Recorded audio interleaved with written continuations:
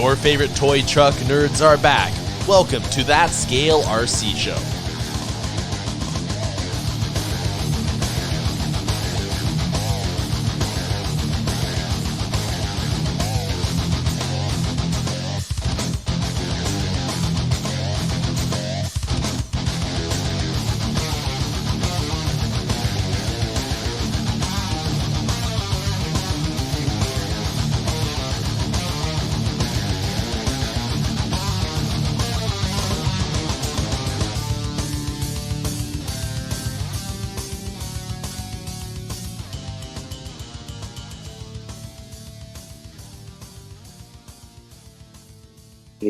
Hey guys, we're here on episode 88, and I'm here with everybody. The local clowns. I got Adam, Jay, and Travis to fill in. Everybody's here. Everybody Everybody who's important in your life is on this call right now. Wow. That was a really Do what good you want job. with that. That was like, if we ever do like a greatest hits episode, that's Now that's what I call That Scale RC Show, Volume 1. What's up, guys? There's like 4 guys, and we're all talking on a call about RC cars, but we're here. Episode 88. Everyone's here, man. Let's go. Who said it was a good idea to bring Intern on? That was me. Travis. Whose fault is my this? idea. Oh, man. I'm kidding, Elliot. We're glad to have you. Here I am, enjoying my Wednesday night. Are you really enjoying it, though, so far? Till I got a text from Travis. I mean, I am pumped to be here, and I love you guys' company. Easy there, Travis Pastrana. We don't want to have a positivity overload. Just so awesome. Just so thankful. I'm just super pumped. So pumped, dude. Super pumped. 3D print yourself Always. a little gold medal. I'll mail it This to you, is Travis. super pumped on it. Super pumped gold medalist. 3D print yourself a The most participation pumped. trophy. Yeah. Instead of Really more gymnastics, pumped. Elliot participates in enthusiastics, where he just exercises being happy every morning when he gets up and smiling in the mirror and doing the little like gun fingers at himself. Yeah. And, yeah.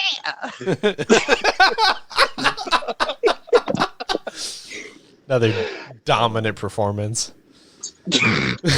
Picturing all this in my head. Oh, man. What's this show about? What do we do here? Oh God, Scale I don't RC. even know anymore. Oh, man. So we had a plan at show notes and then completely derailed in the first 2.5 3 minutes. seconds. You're welcome. All right. Well, yeah. Welcome to the podcast with everybody. The all-inclusive. Over there's host 1, host 2, host 3, and intern. An intern. Oh, man. He who shall be not named. In all seriousness, welcome to That Scale RC Show. First thing, before we get too derailed here, more than we already have, is I think we all wanted to throw a huge thank you out to Operation 11 Charlie RC for very kindly inviting us on their show this past Monday, the 9th. That was such an awesome experience, and hanging out with those guys that, you know, do just so much awesome stuff for such a great cause that, you know, we were honored to be there, and just a huge thanks for making the time for us. If you guys are, I mean, everyone's got to be familiar by now, but if you aren't familiar, go check them out, because that is as awesome and as worthy of a cause in RC as you will ever find. Yeah, sure. Absolutely. And also, I just want to point out, it will also show you how well they got their stuff together and how much of a shit show this is. So Yeah, but we actually, we behaved pretty good for the most part, you know? no, we did. I'm just they saying. didn't have to edit anything, which I was really surprised about. I mean, I rambled on, I start No, I'm- talking about something serious and start fumbling all over my words. But other than that, I think we did okay. No, in all seriousness, what I'm saying is just like, Javier and the guys, they have something like, that works really well and it's very well structured and they do a killer job. I remember when I first started talking to Javier about, I want to say 2 years ago, all I could do is just give him like, I don't know, whatever guidance I had. And it was basically, I just kept trying to tell him, it's baby steps. You got to just, it's not all going to happen overnight. You got to just keep working at it and look where he's at now. I mean, it's insane. Yeah. That's really, really cool. I'm surprised they have chapters and stuff. Like, it's grown in a really short amount of time. Like, all the chapters and stuff was kind of news to me. I was like, dang, that's crazy.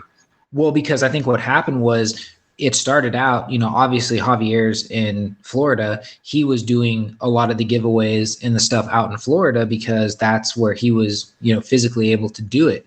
Well, his goal is to, give back to military members, all across the United States. So what happens is, and this is totally awesome that they found a network of people that they could, have like a California chapter, Colorado chapter.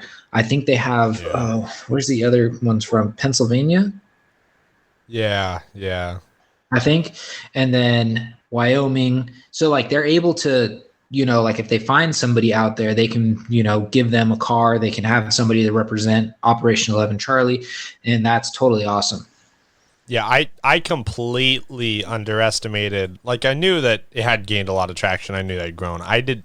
I really did not have a sense of just how vast it is, though, until I was there on Monday and realizing, like, there's a lot of just not only time and just thought, but just man hours in it. The part that people, like, that I think people, I guess people have a good sense of this now. I complained a lot about this on air on Track Walk, but a lot of people don't really understand, like, to make something like this work requires just, like, even just on a media front, and that, like, the media bit is just such a tiny piece of what they do, right? And so to do like one thing like what we do on a media front, take it like really serious and do a super good and polished job is super exhausting. It absolutely is. And, whether it's be like you're trying to be the next Rogan or it's just a hobby for you, like for us, like for, it's fun for us, right? And, like it still requires a certain amount of time or effort depending on like what your goal is. And for them to have something that was so well put together in combination of everything else they do away from what they do on Monday nights, really just show, like, I mean, like, I can't put it really into words even, like, how impressive it is.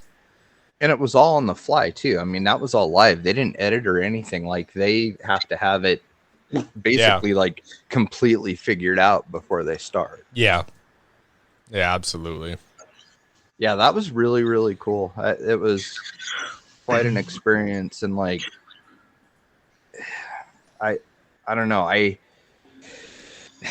I know, like, I'm trying to explain this. So I understand, like, the amount of time and effort and stuff, but there's other parts of it that I just wasn't really aware of. And that's the fact that, like, when he was talking about emails and stuff and getting back to people, they talked about having to like vet people, like actually like make sure they served and everything. And that was something I never even had considered, just because part of it's just me being naive about people in general, not thinking, that somebody would ever try and like pretend to be something to get something out of somebody, and that just the fact that, I don't know, it sucks that that's something that they have to do, but that's a whole other job that has got to take a lot of time, to sit there and make sure everybody's vetted if they're going to be, joining their cause. So it's pretty wild. That and their list of sponsors, that blew me away too. And they were super good about it. Like, they had them all rattled off at the start,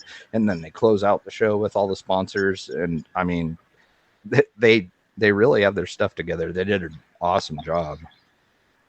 Yeah, no, I've always said that from the beginning, and I've always tried to give Javier as much credit, that he deserves for all the hard work and the long, hours and just sticking with it and getting everything, in order to be able to do this. Because, I mean, I think I've voiced my opinion about this numerous times on the show, but, I think our military and ex-military community is one of the least recognized communities, or I guess appreciated communities, that, like I said, just right there, they go unappreciated. It's like a lot of people, they celebrate Memorial Day, they celebrate Veterans Day, they celebrate 4th of July, but they never really stop and think about, what really goes on.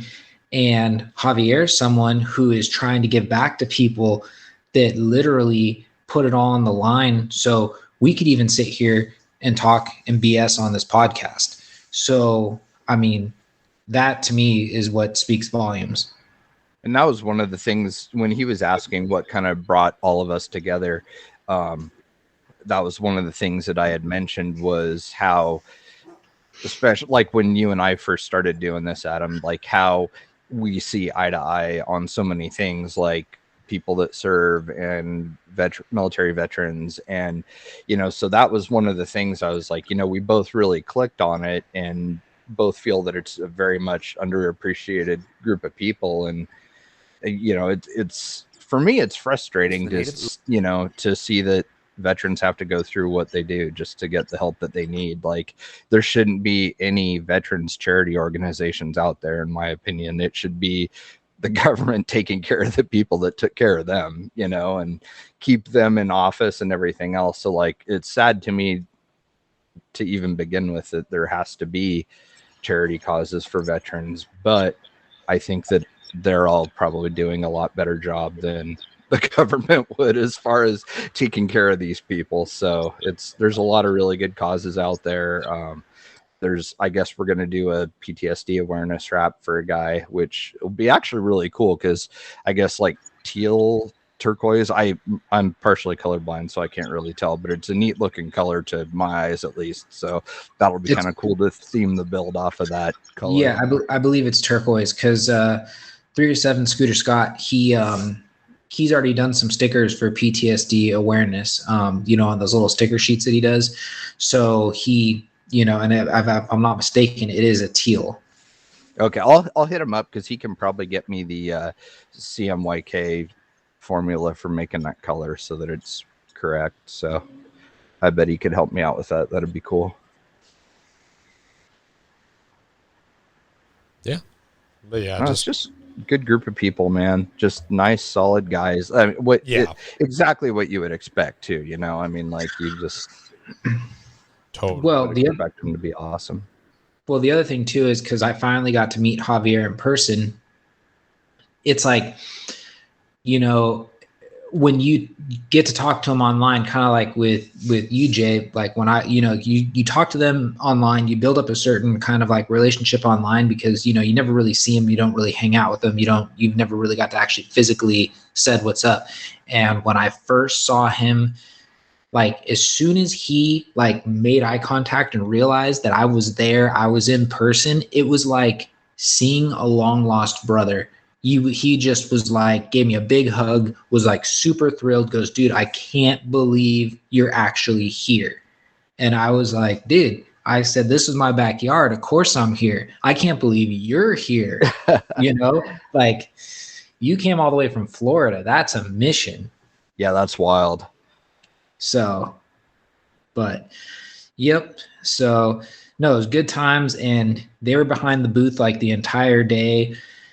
And actually, maybe I should get that out, and I probably should have added that in your package. He's got like an actual legit flyer that he has sitting on his table. So if you're walking by and it's just like, you're just like, oh, I want, what is this? And you grab it. It talks about everything they do. And it's like super professional.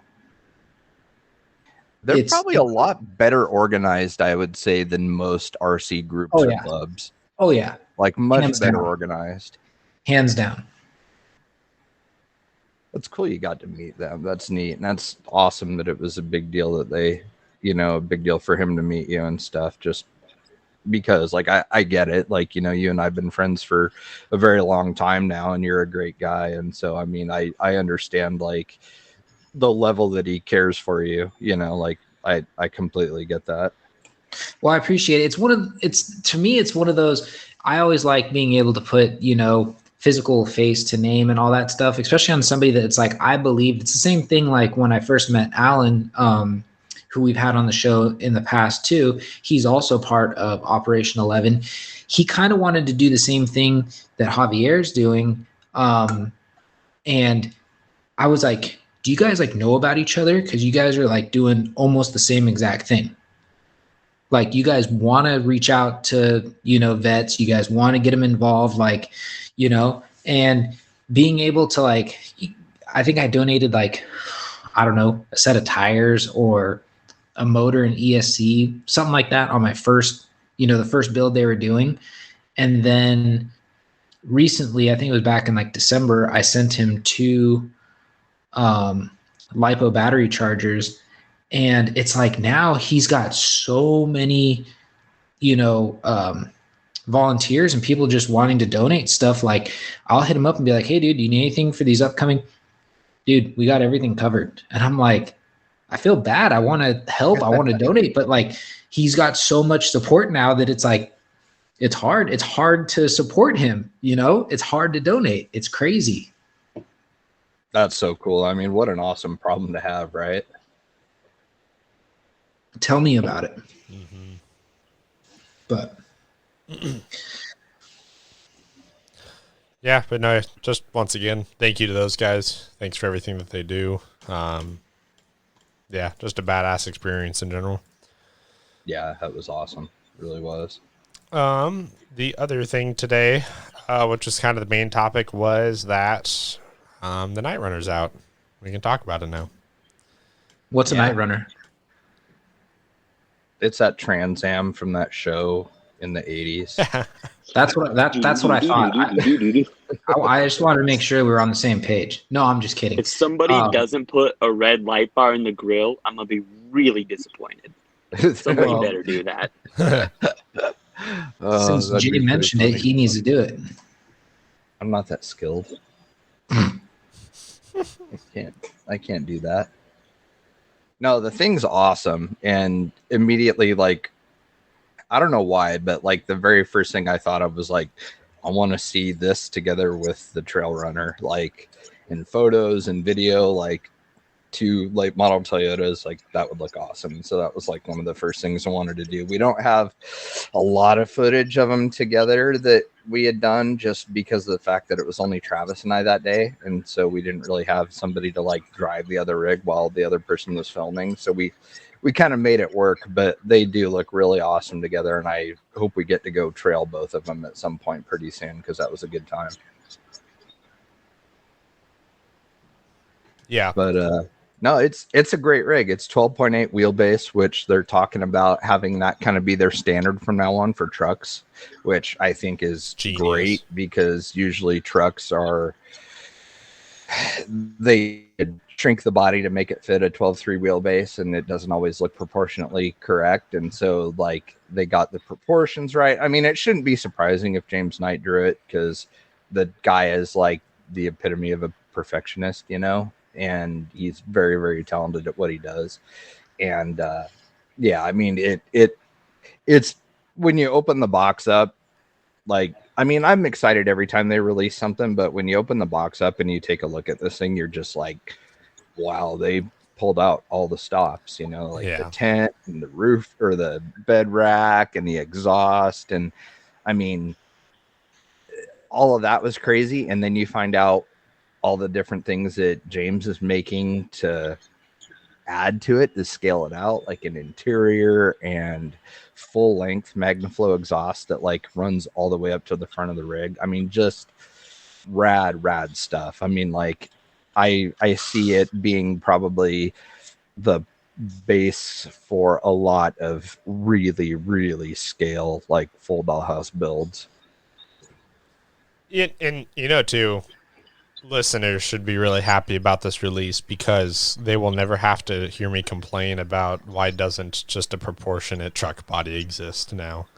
Yeah, Like, they finally did it right. Finally one comes out that like looks normal in photos, it looks normal in person, like it does the job. And it like when we took it out to go film and get pictures and everything, like it was just so much fun to look at, and there hasn't been like an RTR or anything that's come out, you know, and that I can really think of in recent history. Maybe the Trail Runner when it came out. Maybe I just like the Toyota sort of types, but like this one was, when I saw it running around, like it was just so much fun to just watch. Like I loved just watching it go. I loved watching, like filming it.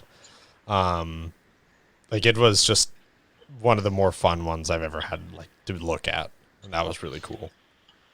Yeah, because I mean, and plus I think you pretty much drove that for the most part that entire day. Yeah. But the terrain that we were on, like we didn't do anything hard, you know, like we were just casually trailing, but we were trying to keep it scale and keep it realistic looking. So we're not doing like any crazy lines, and, you know, we're being extra careful not to scratch it up or to roll it over or anything. And aside from like the corners of the bumpers, that we really didn't scratch anything up on it. Any time that we got close, like where it was like kind of questionable, I just picked it up and we're just like, nope. Exactly. You know, but I know what you're saying, because like it's so fun to watch, and like being a little bit top heavy with like the tent and stuff, it kind of gets that like body roll, kind of how it just kind of lumbers across stuff, you know, and like looks heavier than it is just based on the way that the suspension's articulating. And it can take terrain that's not super challenging and make it like the most incredibly fun day, even though you're doing little stuff, you know what I mean? Like it was just really, really fun to drive and treat it like a real rig. The only bad thing about this whole thing was that I have so much footage of it I'll never get to use, because when we went out there and we put the body on and everything, I did not look for the body retainers being on the inside of the cab. And so I probably filmed our first 3/4 of the day with one of them outside of the body. Which I can't believe neither of us caught that. When I was doing photos last Thursday, I did the same thing. I had a bunch of cool photos, and I looked, I was like, oh, you got to be kidding me. So that video that I made was me using every good clip I had. That was everything I got. And I had 9 minutes of footage that I got from that day. Well, it turned out really good for not having a whole lot to work with. It was a good save, yeah. But like that was so frustrating because I got some amazing shots. Like some of the best stuff I filmed with it, I can't share, which is a huge bummer. Sad. So good lesson learned. Well, it's a good excuse to go drive it again. That is true. Well, we had a question about this because someone said they pre-ordered it, and because I didn't realize that with us, like the fast track thing doesn't work, because I plan to also buy one for me, right? And so when I saw that comment like an hour before the show, I went to not realizing that stupid Google and email, like all your email now, this is a little kind of a rant, but like all your email now just gets filtered, right? Nothing just comes into an inbox if you have like Microsoft or Gmail or something now. So my fast track notification got derailed to some sort of like promotional spam inbox, and so I didn't get a notification. And so when I heard about it, and like the fast track thing is like 3 days it's reserved for you. It's crazy. I had no idea it was like that. So I'd never done this before. And so I'd gone to AE website after I saw someone was able to pre-order theirs, and I was sitting there literally just refreshing the page. But then I realized that once I actually found my link, went and tried to order it, then I couldn't. So I'll have to wait till they're widely available again.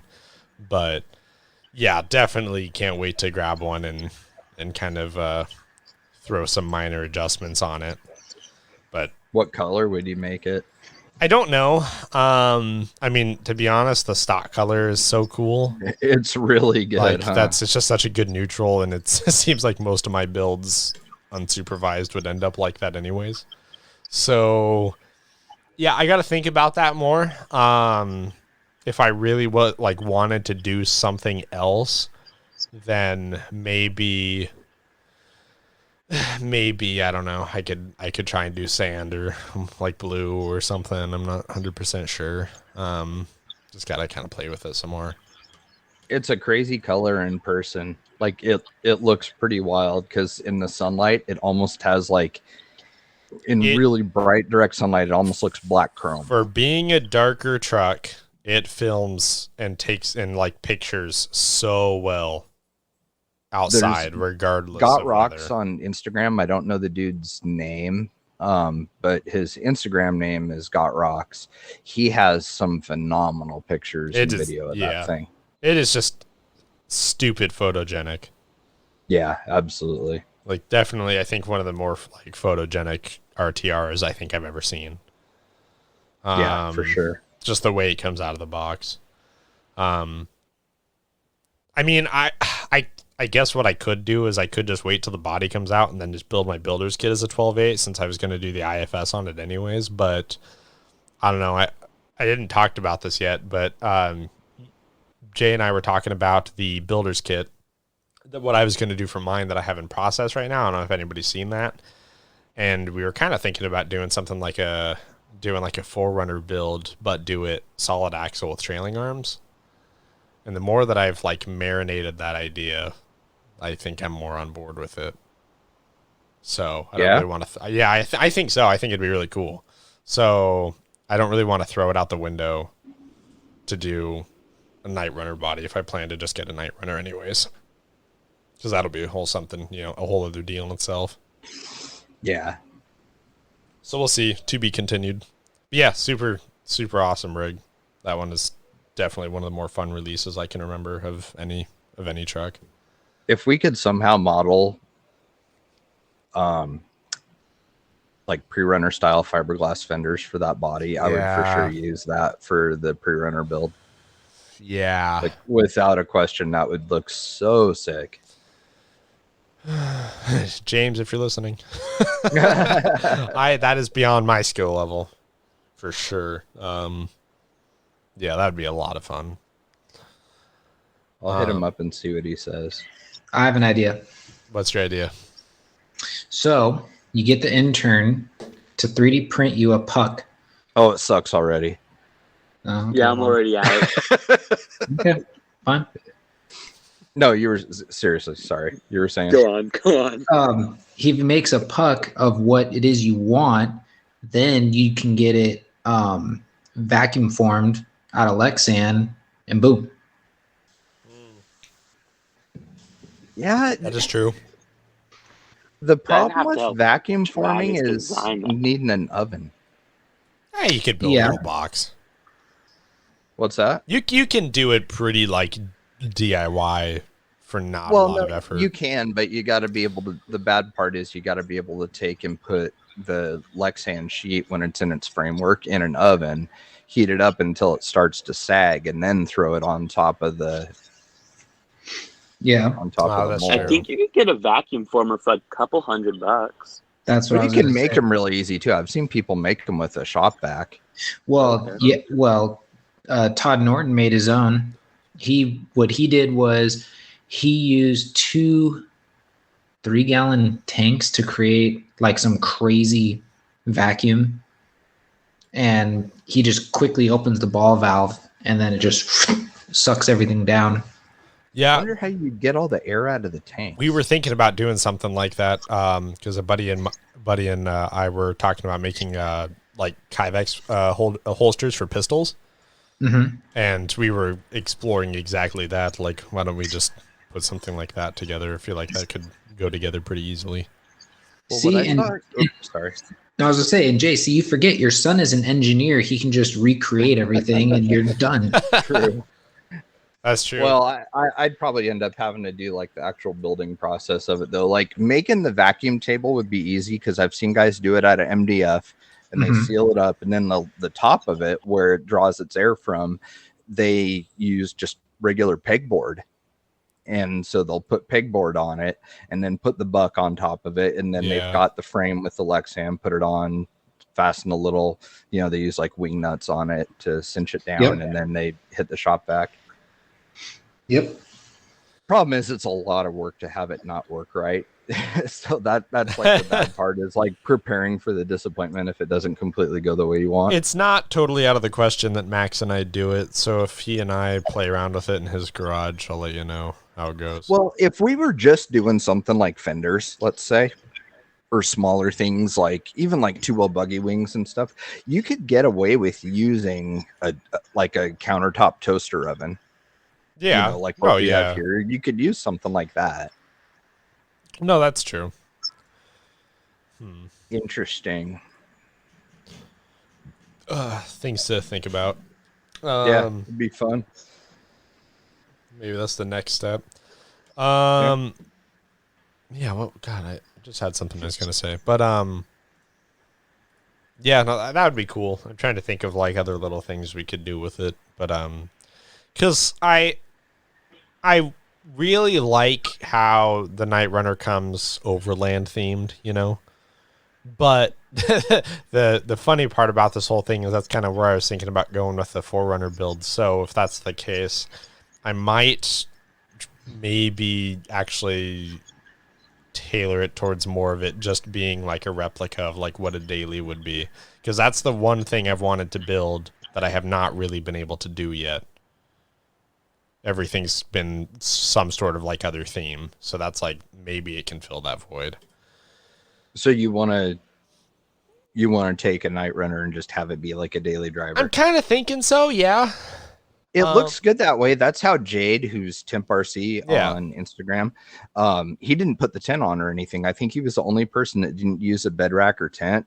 And I'm kind of glad in a way because it looks good without it. Yeah. I mean, it looks really good without it. Super good. Like, don't get me wrong. It's super sick that it comes with it. Like, that is rad.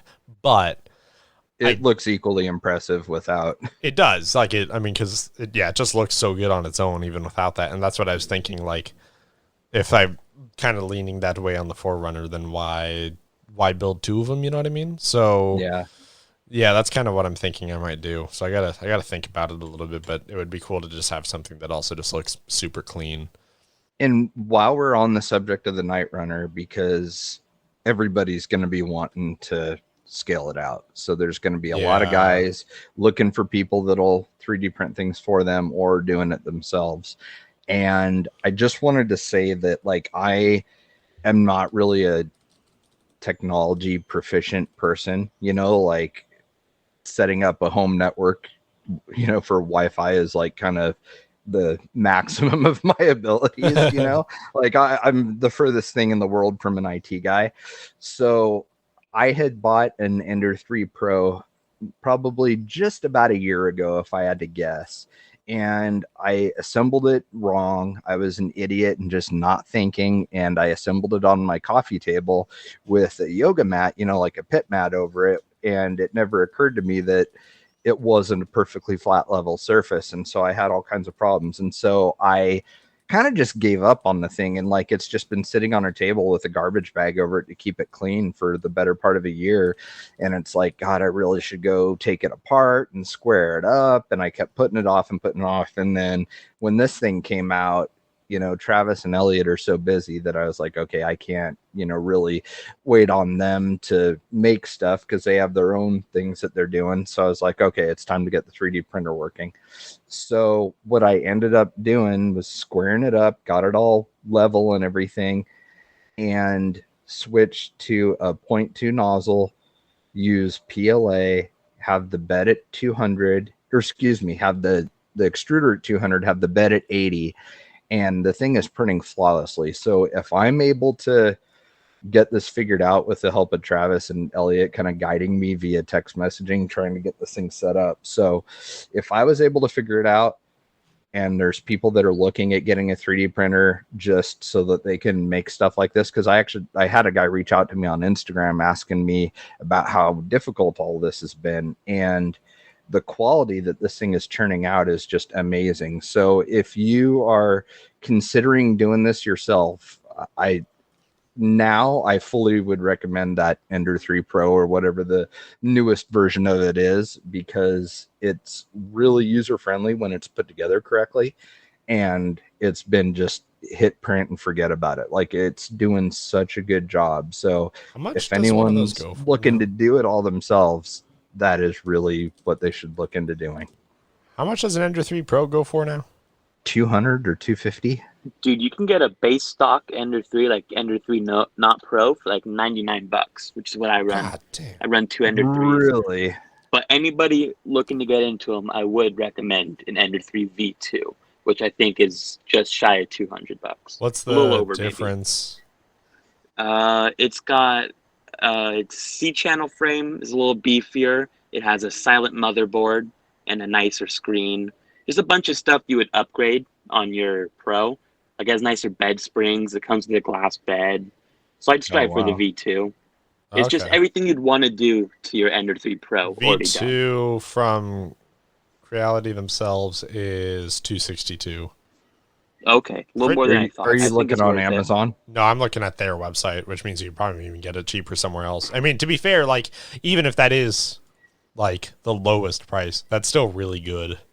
Yeah, absolutely. If you have the patience, you can get amazing results. It's just the initial setup that you got to have the time to sit there and work through. Yeah, I was struggling, like, my Prusa, you know, is the rail type printer like this, and I don't know if ultimately that's the way, like, I felt like I wanted to go, and I never pulled the trigger on one of these. I've got that's been working really well for me once I dial in some temperature, but I ended up getting something called an FL Sun. It's a QQS, and it's kind of an Amazon special. It's a little bit more expensive than this. I think mine is like $375, $400, but it's got a ridiculous print ceiling. Like, Holy cow. yeah, I'm looking at that now. Well, that's funky. Okay. I don't remember what the specs are for how tall it is, but this is what I use to essentially replace my... QQS? Yeah, I have the QQS Pro, and I essentially replaced my Prusa with that, which the Prusa was still double the price of that. Yeah, that thing was expensive. Given- Of course, all the prices have come down quite a bit from when you first got that Prusa. Yeah, but even when I was first getting into it, like, the Enders were still really cheap. I get why the Prusa is the price that it is, but the reliability was not there. When it worked, it was fantastic. And this one's been really good too. Like, I've done most of our recent prototyping on this, and I've been really happy. Looks like you can get into the V2 on Amazon for $259 is the cheapest I've found. Okay, so Which, that's phenomenal. I mean, yeah, coming from somebody who's kind of dumb with electronics, you can't lose with that thing. So I wanted to say, you know, that if you're getting a Knightrunner and you're wanting to do all the scale stuff and everything, you don't want to pay someone to do it, I would absolutely invest in that Ender, because it's just, if I can do it, anybody can. So it opens up like a whole new world for you as far as scale details go. So Travis's new printer has a weird round bed, and it'll print 260 by 260 by 320. yeah, That's pretty massive. it's insane what it can do. I bet cosplayers would love that thing for making like guns and stuff. Yeah, Mm-hmm. yeah. Jay, have you seen the Ender extender kits? The one that extends the Z. Yeah, With for the like conveyor belt? $200, they give you new aluminum channeling and some wire extensions, and you can print like 400 by 400 on an Ender. Do the Enders I come just assembled? found out about that yesterday. Like, I had just come across that yesterday. I was like, holy crap. Like, you could do like full on like armor gauntlets and stuff, like what Ty is doing for his... Ty at Teakin's like a huge Star Wars fan, and he's doing a Mandalorian Boba Fett costume. Mm-hmm. And oh my god, it's turning out so good. But like, seeing like all the gauntlets and stuff that he's doing, like that conveyor belt one or what Travis has, would be crazy good for that. Do you have to build the Ender when you buy it? Yeah, that's why mine sucked. Okay. Like the base with the lower belt and the motherboard, everything comes intact, but you got to put the y-axis on. Like, how and long do all you the think? frame. My first time took me maybe 2.5 hours. The second That's not printer, bad. after knowing 3D printing well enough, was together in like 45 minutes. Yeah, that's not bad at all. Okay, I think mine was about 20 minutes to set up, but that's pretty good. I think the Prusa was like a 2-day build. Oh god. Yeah, I was printing with mine, even though it was crappy quality because I did it wrong. But I was printing with mine like the same night I put it together. Yeah. Step 1 is getting it printing. Step 2 is getting it pretty right. well. Dialed in. But what's crazy is just the minimal amount of work that went into getting it right. Like basically, I just loosened up all the screws, made sure it was square, and made sure it was sitting on a level surface, and then got the bed leveled. And dude, I haven't even had to level the bed. The last time I did it was when I switched nozzles, just because I needed to. But I mean, I've had multiple prints where I'm taking the magnetic bed off, popping the print on, throw the bed back on, and it's still just perfectly dialed in. Also, about once a year, I actually break out the paper and level my bed, Jay. Maybe once a year. Every other time what I do is when it's printing the skirt, that's your time for on-the-fly bed leveling, bro. Gotcha. That's a good point. That's a good point you make there. I usually do mine every time I move the printer because I get crazy and move my stuff a lot.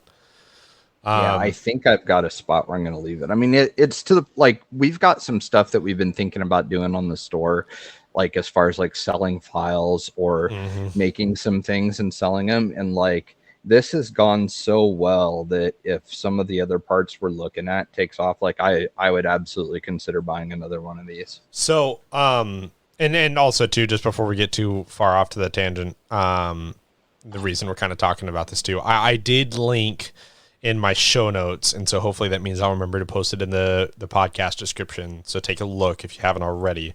But there should be a link in there towards the Night Customs My Mini Factory for the Trail Runner, which has all of the stuff that he's made for this thing so far. I mean, his whole Overland pack to get those files and print them everything, to like get all that crazy stuff that he made for it, is only $30. So, like, given what you're getting here is pretty insane. Yeah, it's crazy considering the average price of a single file. I want to say. Have you seen this, Elliot? Have you seen this Overland kit that he did? Yeah, I have. He makes some really awesome stuff. Yeah, that interior is going to take a while. Yeah, I don't know if I could print that interior. I am going to attempt some of this. I'm going to try it. I mean, I might as well. So might as well try it on this when I dial it in my printer more. But I think you really need a resin printer to do a lot of that stuff with justice. The definitely, I do wish I had a little bit more facility to pull the trigger on a resin, because some of this would be much nicer finished product that way. But my God, is resin a pain to deal with in process? Yeah, Jay and I were talking about it. You still don't think that I could get away with doing that? I don't think you have the time to maintain it, is the thing. Huh. No, it's a lot of work. Washing and curing and replacing screens and stuff. It's as intensive or worse than doing the vinyl. I'm willing to bet on that. Oh, bummer. Yeah. Because Elliot and I have secret builds going on right now that we need to get some resin printed stuff for. Are you guys not talking about that still? No, we're just gonna wait. But if someone listening wants to resin print us some stuff, hit me up. Well, because we were thinking, like, if the price to have someone else do it is, makes buying one make sense, and let's just buy one. But Elliot doesn't really have the facility. He's going to be going back to school pretty soon and isn't going to have a ton of time on his hands. And I already have a lot going on. But damn it, I wish we had one. That's a good point you just made about him going back to school. Yeah. You and I need to tie up some stuff. You and I need to tie up some stuff before end of August. Ooh, that sounds. I need to write myself a note. Well, it could be good. Hopefully it's good. Okay. If we do our jobs right, it'll be good. Sweet. Yeah, make a quick note about that. Okay. You know, it's funny. James messaged me on Instagram. He's like, "Hey, I saw that you guys bought the Overland kit." He's like, if you need files, just get a hold of me. And I was like, you know what, dude? I don't mind paying for this stuff. No, sir. It's like, as a business owner, like, every penny counts. And like, seriously, dude, like $30 for the amount of time you've got into this. Like, I am 100% happy to contribute that. Support small business. Yeah, absolutely. Support small business. That's what it's about. He's got hours into that stuff, no doubt. Oh, I Days, can't even maybe. imagine. Dude, that's some intense modeling there. Well, For the 30 bucks? interior goes around the tranny. Like it goes around even like the gear cover and stuff for it. Like, Oh, did it? I didn't look at Just that. impressive. dude, it's just perfect. Like it just drops right over the top of the transmission. That's just a lot of wild. R&D. Right? What's crazy is that Dream up job. until like maybe 2 years ago, he didn't even have a printer himself. Like he was doing all this without, I mean, he's so good at it that he didn't proof a lot of it himself. He would just have it done through Shapeways, and I mean, just crazy. Something I just realized when I was looking through his pictures here, I was looking at the inner fenders closer. Uh-huh. The inner like hexagon detail he did on the front of his inner fenders looks so good. Well, did you see that in the picture I sent last night of that grill? That if you look in the picture of that little piece that I was holding, dude, that is like 2 millimeter, maybe perfectly printed hexagon pattern. Is that what you were showing me? Yeah, zoom in on it. It's Oh. unbelievable. That's why I was tripping out so hard about how good this printer's doing, dude, because that detail was just mind-blowing. I thought you were just happy it was printing. I didn't realize No, that. zoom in on it. No, zoom in on it. It is like the finest hexagon pattern you've ever seen. I mean, I'm not exaggerating. It's like maybe at the most 2 millimeters each little hole. Oh, that's impressive. Right? Wow. Yeah, kind of nailed it on this one. Dude, I would love to even just be able to do like basic 3D modeling. I just don't know if I have the storage space in my head to learn anything else. Everybody can learn Dude, something. that's easy. If you can do graphic design, you can pick this up. Yeah. Dude, No it's problem. so easy though with like, I mean, for me at least, It's with like so graphic design not- stuff oh is my really God. easy. I mean, to be fair, it's easy for us too. Like doing the parts and everything. Like, I mean, like there's still a lot of work that goes into it. Don't get me wrong, but like as far as the basic yeah. skills of the modeling, it's I mean, he and I think You can picked it up kind of pretty teach quick. yourself. Yeah, I think mean, most of us by this, I think he and I especially are pretty much self-taught by this point. Yeah, pretty much. Learn anything useful in school. I mean, I'd like to even be able to do like the GPS antenna. Like that would have been cool if I could have done that myself, but I don't even know how to do that. You and I just need to. Oh, Well, part of God. it is you and I I just went don't through spend time so many doing it. revisions on that, getting it perfect. Poor Such a guy. Tiny, Yeah. stupidly simple part, dude. Yeah, but it turned out sick though. I showed you the painted one, right? Yeah. It's Might good. have to post a picture soon since I don't think listeners know about the GPS. Yeah, no one knows Yeah, what you're things- talking about, Jay. I will post it because it's like the size of a thumbtack. That was like the X-Acto blade, and the thumbtack was like the perfect thing to put that next to. I'm actually pretty impressed that our inkjet, as old as it is, was able to print the map and have it read somewhat that legible was still. impressive. I was really to me. surprised. Yeah. I guess we are gonna have to post a picture of this pretty soon because Like the people gotta see Lowrance this. logos and stuff, that was pretty much like the threshold of how small I can go with the Gerber. And like the little logos that I did, like the one that's above the screen, the white sticker, that thing's 5 millimeters long. Like it's 5 millimeters by 1.5 millimeters, and you can still read it. Tiny. Yeah, pretty crazy. And it was not fun to put on either because I can't laminate it because it's too small. Like the machine will never cut it good. It'll just end up destroying it. So I didn't laminate it. And so the vinyl is really flimsy just to even start with. So yeah, it was tricky, but I couldn't be happier with how all that turned out. You guys did a really good job on that. Or Elliot did a really good job on that. Travis did a really good job on it. I didn't do anything. But you did great. Thanks. Adam needs a 3D printer now. Oh yeah, just what I need, another thing to play with. Dude, it's easier than I thought. I mean, like I said, if I can do it, anybody can. Oh, you said that. If you can dodge a Never wrench, say that. dodge a Never ball. say that. He gets it You're working gonna wake after up how to long? a spaghetti mess now. It's been working because for you said that. Yeah, I know. It's been working for a day after like how long of nothing, and it's like, oh yeah, it's not that bad.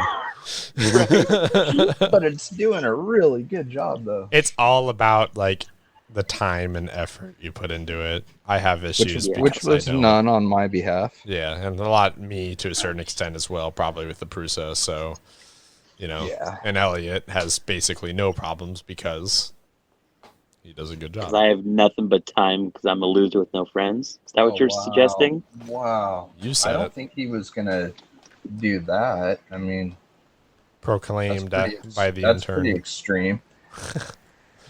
Pretty sure that was the direction Travis was going, man. Yeah, He's not that heartless. that's true. He isn't? No. What? Okay. Okay. He's thinking about all the to-dos I have assigned him over like the I'm last going through it, so, yeah, I'm 3 looking at that. months. This is going Yeah. on. Anytime we've worked on a project together, anytime I've sent him something, he's like, this shit again? All right. Anything else on the Nightrunner before we move on to questions, unless there was another topic we did not discuss? I think that's pretty much it. All right. Cool. Okay, we can move on to questions. We have a ton because we did not record last week, but I think we'll probably go through these pretty quick. We're already about 50 minutes in, so we're making good time. All right, first one from Chris Trudeau. He says, dad mode shoes, yes or no? I think like New Balances, which It's always a strong no. strong yes. You can't say they don't look comfortable, though. There's It's got, something like, arch support for days. There's something about wearing a plain t-shirt, tan cargo shorts, and some New Balances and walking into a Lowe's and being there for about 90 minutes looking around. And It's true. and yeah, I mean, you kind of have to. You go home, grill a little. Scrapple that. I think New Balances are like the perfect grilling shoes. Unless someone else has something else they can suggest. But Good Lord. No, New Balances are the Corvette owner's shoe. that is true. Yeah. Next week we'll have to apologize to Corvette owners. So with the Nightrunner release, does this take any wind out of the sails /sales? One of them's a pun. Of the Axial Bronco. Scale trail truck versus slightly bloated straight axle. Sorry, Adam. I mean, yeah. I'll be No. honest. It's what I call I guess the worst answer is, there's an ass for every seat. If you want, a trail truck, you're going to go one way. If you want something that's, done a different way, you're going to want to go that way. I mean, I'll be honest. I said it when I gave my review about the Bronco. You're going to spend a lot of money and a big investment on a vehicle that is designed to stay that Bronco. If that's what you want, you're going to buy it, regardless of any of the other, features. Whereas, if that's something that you were going to buy, which is kind of why I said I would like to see them come out with like a 10.3 raw builder's kit, because if you're somebody who wants certain features but you don't want to run that body, you made it very hard to do so. Yeah. I still think Which that goes back to why we're so into the Element platform, like we were talking about. Yeah, I am surprised they haven't done a builder's kit of the 10.3 after this I time. figured we would have, but it's weird. Like RTRs, like we were saying though. I mean, RTRs are so good now that there's not a whole lot of incentive to change them. No, and that is very true. It's also, look at how long it took before Axel even released a builder's kit. That is true. That's a good point. Yeah, because everything else was basically just an unassembled RTR. Yeah, either you got a vehicle specific kit, Yeah. or you got a ready to run. Remember how mind blowing it was when that builder's kit came out? Yeah. But I feel like the Bronco, I don't know. Maybe this is a reach, but maybe I wish they would have done the Bronco as a kit instead. But what Hard to benefit say. would you get of it being a kit, though? I think people would justify price a little bit easier, as it'd be a little bit cheaper, and then people can do what they want with the body. I think that you're kind of taking a little bit of a deeper plunge into it if you are buying the RTR.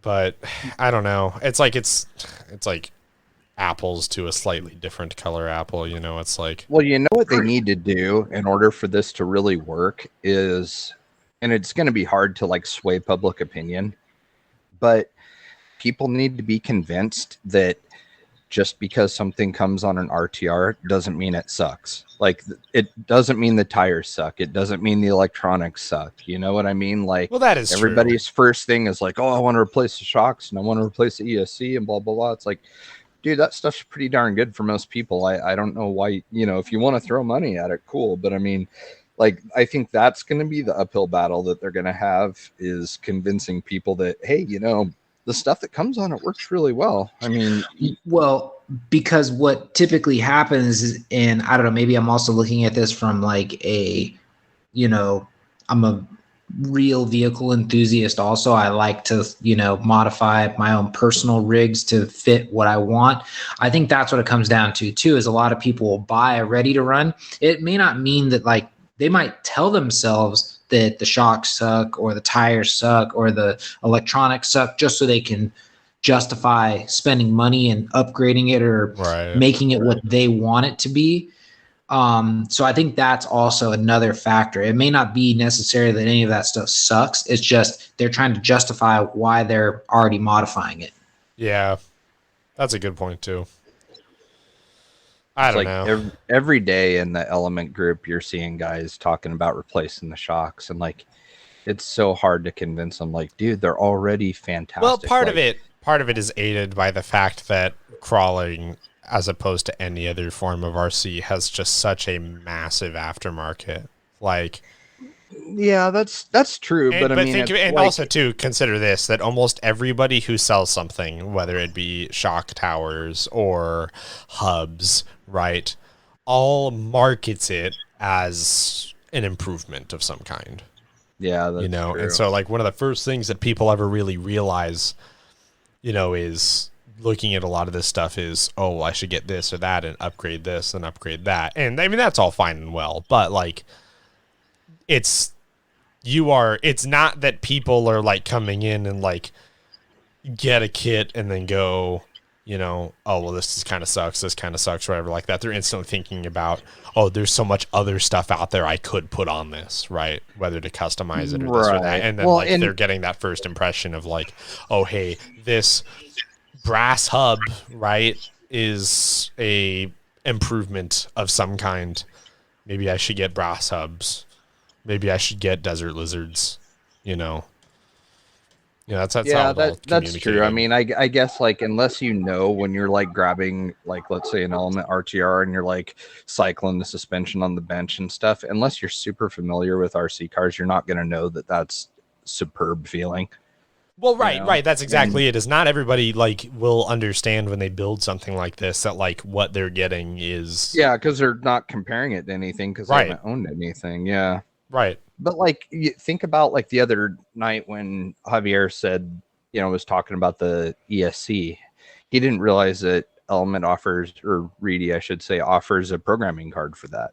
Right. You know, and that's why I'm saying, like, with the manufacturers, they kind of almost need to spend a little bit more time educating people, you know, because like so many people are like, oh, get a Hobby Wing 1080, blah, blah, blah. It's the first thing you should do when you get one of these rigs and stuff. It's like, man, you know, you can get the programming card for the stock Reedy ESC for like $25 or something. And it's got punch control, adjustable drag brake, like all these different things. And it's like, it's really, but yes, yeah, yo, like, that is true. But also I think that there's something to be said that the aftermarket is inherently good for these people. It's like, and especially for, you know, like for these companies, like, you know, Element, Axial, like they benefit directly off of just stuff being available for them, whether you need to replace it or not. And I don't think, like, because you're 100% right, like the RTR electronics, like compared, like that you get really in anything today, minus Spectrum stuff, right? Like as opposed to like what you were getting 5 years ago has like improved a lot, or like a decade prior, right? It's insane how much farther it's come. And the thing about it though is that if someone decides that whether they broke it or they just want to replace it and get, you know, a Tekin or a Hobby Wing or something like that, it really doesn't hurt Element any. It doesn't really hurt Axial any. It doesn't really provide any incentive, in my opinion, like for these companies to go out there and tell them, oh, what you've got is already good enough. Right. Yeah. You know what I mean? So it's like, especially since honestly, in a lot, like the shocks, for example, anytime someone like makes a comment about swapping out the Element shocks, there's 100 people now that will jump on there and tell them leave it the way it is, you know, which is, in my opinion, what you should do. Right. So yeah, I don't know. It's hard to say. It's all kind of perspective, and at the end of the day, which is like the answer for so many of these questions, honestly. But, yeah, I mean, it's for us, maybe it's kind of a different thing. You know, if people have been in it for like 10 years versus someone who's like just got their first kit, they're going to immediately assume what you're getting is maybe not top tier, right? Because then why do people offer all this other stuff? Yeah. I think maybe that's the biggest thing is like not everybody immediately grasps that people offer stuff just to offer it. Yeah, not every aftermarket thing is considered an upgrade. It's just an aftermarket part. Exactly. And that's not a clear connection to people immediately getting into the hobby, right? So yeah, and a lot of these guys you can kind of tell too, like they're not car people. You know what I mean? Like they're not like automotive enthusiasts. And like I think the easiest thing is like the easiest way to spot the new people is when they're calling wheels rims.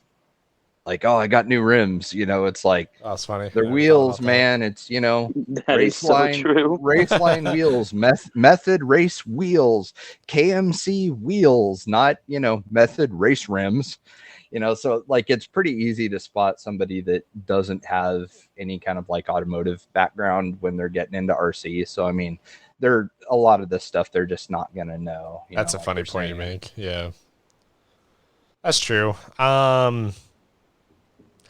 His last question before we get into his questions from last week later, he said, it would seem that using James Knight in a collab would almost be cheating in a way. I mean, come on, not complaining. The project and the available 3D parts look amazing. Yeah, that probably was such a badass experience for both parties involved. I wonder how long it took. Yeah, that's a great question. I don't know. It seems like it's hard to say sometimes because it almost feels like James comes up with stuff like instantly. Yeah. Yeah. I mean, I saw something that either he or Element or somebody had, maybe it was Aaron, had said, you know, this was a long time coming, you know, like this project. So, I mean, maybe it was like a year or something. Who knows? I imagine just getting the like details and logistics of all of it, you know, to just get the thing made was probably more time consuming than the design itself, if I had to guess. Yeah. Scooter Scott, no question today. Just want the chance to thank you guys for spending time with us Monday on the Operation 11 Charlie live show. Well, thank you for having us. Yeah, exactly. We're the ones who'd be thanking you. Yeah, I know. That's what tripped me out. Well, you and I both were talking about that, but that's what was so trippy about it is like, you know, we were really, really excited to be there, and they were excited to have us, which we weren't expecting because we don't really think of ourselves as anything special. You know what I mean? So yeah, like I said, that was kind of crazy. Like I was saying, we should be thanking you. Yeah, exactly. Right. Let's see. Justin Gebhardt says, if you had to pick one, TRX4 Sport Kit or SCX-10 kit, which one would you build and drive and why? It's a good question. Depends on how much experience you have. I think that the SCX-10 will be a tiny bit more user-friendly because the TRX4 has a lot of servos and lockers and fancy stuff. A new person SCX might not isn't be ready to far off, tackle. though. They only have a dig, though. They don't have, like, lockers and stuff. Well, I think there's a dig and a two-speed. In a two-speed. Oh. So I do got to say the 10.3 platform is the most intricate platform Axial has released to date. Personally, but I mean, I guess they already kind of answered it. I mean, I'd like to see, which I guess isn't probably economically feasible. You know, it doesn't make sense for them to do it. I would like to see that 10.3 transmission in just a standalone transmission, and not something with 2-speed, not something with a dig off the back of it, because I'll be honest, in my 10.3, I never planned on using the 2-speed. That just was not something in my, realm of thought. So I just was like, all right, and I locked that out.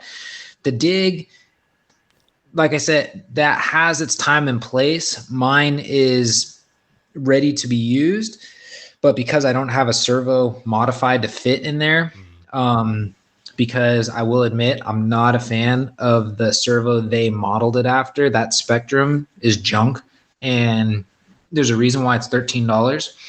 Yeah. So I just, it just doesn't hold up. And then, so I just haven't modified a servo to fit yet. So I haven't really gotten there. So I just zip tied mine into the locked position for now. But I'd really like to see, just because I like how low it sits, and I just like the way how it fits in the chassis. I think they did a really good job. It keeps the weight bias forward. It's a big, as far as like performance wise, it's a big improvement over the 3-gear. But the 3-gear, it's like comparing, a tractor that's just tried and true, that'll just go, versus like a high-end sports car. You got something with a crazy transmission that is smooth and works really well when everything's dialed in right, but the 3-gear is like so simple and just works. So it's like hard. I still would like to see a more simplified 10.3 transmission, just because that's like the most complex part. But everything else is something that, I don't see being an issue. You got the adjustable chassis rails, so you can actually like extend and shorten and make a custom wheelbase and all that. Other than that, it's pretty much, the concept's all the same. There's not really. Would you say the 3 is harder to put together than your Capra? So I felt like the Capra is kind of a difficult build. No, the Capra is more difficult, only because the space is more confining. Gotcha. Okay. I've always been curious about that. No, the 10.3 wasn't bad. I think I built mine, and I'll be honest, I think it took me a total of 8.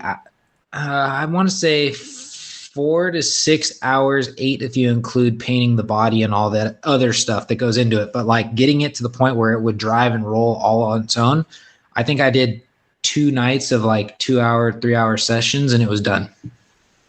God, that makes me thankful for RTRs. So. I just don't like building kits. It's hard. I'm actually enjoying my kit build a lot. Right it's now. Not hard. It's just time I mean, not like, you know what I mean. It's not easy for us to sit down and just work on one thing and work on that thing. Which is exactly why I said I did it over a couple nights, because I didn't want to sit there and try and power through. That's what I'm doing. Do you enjoy it though? Like, do you like building shocks and the transmission and putting grease on all the gears, and like, do you enjoy that part or not really?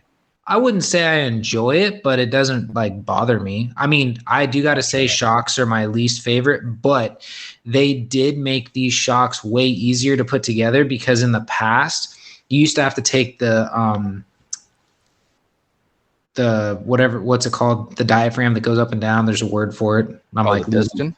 The piston. Yeah. You'd have to actually take that, cut it off the parts tree, file it perfectly so there was no burrs, so that way you didn't have any kind of screw ups when it came to like, whatever, which is the number one reason why anybody who built a kit would always leak, because they never got the pistons right.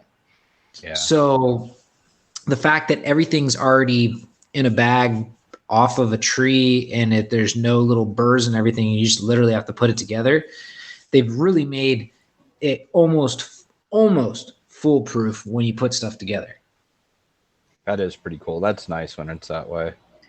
So, I mean, the days of taking stuff off part trees, they're kind of like, well, at least in the axial world, they're pretty much slim to none. Yeah, now.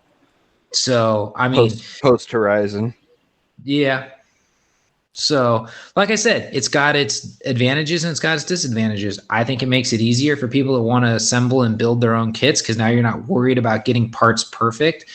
But then you got those purists that are like, no, I wanted to be able to cut it off the tree and make sure I sanded it perfectly so it worked. And this, and it's like, I don't know. You can't please everybody. Yeah, that's fair. Okay, so Adam is the SCX 10.3. Elliot, what are you? Well, I've been convinced on the SCX 10.3 now. I don't know. I've never been a huge Traxxas fan. I don't love the way their cards are set up.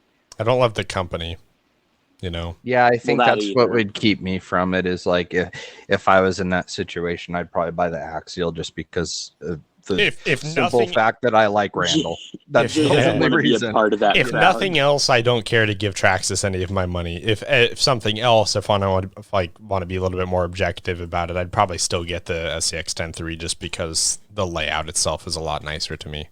It is Right, a cool that's what I was transmission, saying. but I honestly like the big thing for me would be just because of Randall. Yeah. The Traxxas is just like I'm sitting there. I've got both the A main listings up right now, just comparing them, and I remember when we had the TRX4 here before, and I just really do not care for the way they laid out that chassis. Oh, and there's so It's- much stuff we just right. didn't use. Like, can you imagine like building one of those and you're doing the See, yeah, this locking diffs and stuff, trying to just get looks all like the a endpoints hellish right, build, and the cables and Yeah, everything. no thanks. Ugh. Nothing. That's what I'm It's saying. just not appealing It's to not me. super friendly. Yeah, exactly. Well, the other thing that is my big pet peeve about Traxxas is they're very what's the word? It's their way or the highway. They don't really listen to anybody. They don't Yeah. really take into consideration to anything anybody's talking about. They just want to build something their way.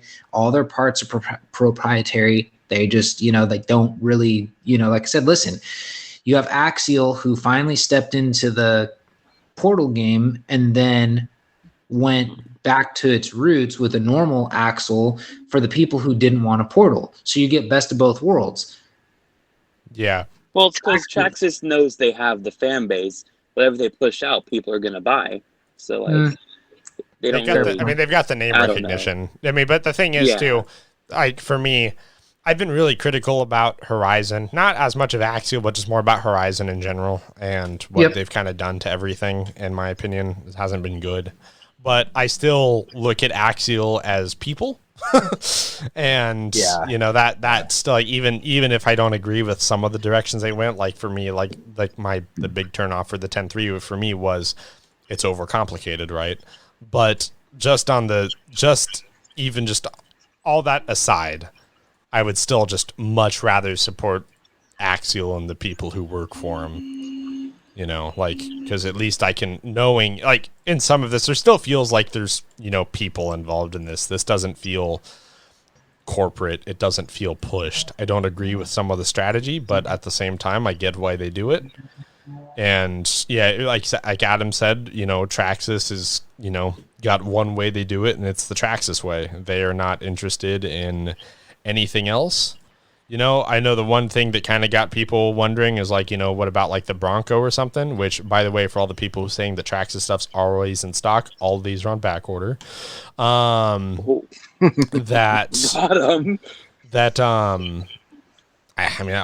Bronco looks good, but even that is like, I don't know, still not good enough to persuade me. So I'm just glad Axial listened and didn't put portals on the Bronco. That was a good call. Yeah. They actually listened to people. I thought that was great. I said this. I'm pretty sure I said this when we did, because I think we talked about the Bronco on the last show. And I definitely felt that even though it's more expensive and everything, it's still a very specific build, and configuration. I do appreciate a little bit that they're, like, stepping up to take the fight to Traxxas a bit. I think that Traxxas did come in and grab a lot of market share, and I think that Axial is kind of stepping up to that.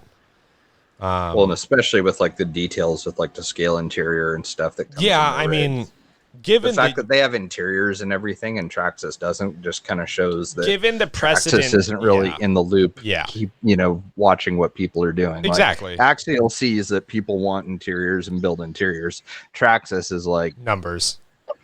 Yeah, and numbers. to be fair too, though, a lot of the Traxxas's customer base, a lot of those people aren't diehard scalers that are going to put an interior in any of those anyways. Right, right, exactly that. I think given the precedent of what's happened with market prices and the RTR, like, cost increase, right?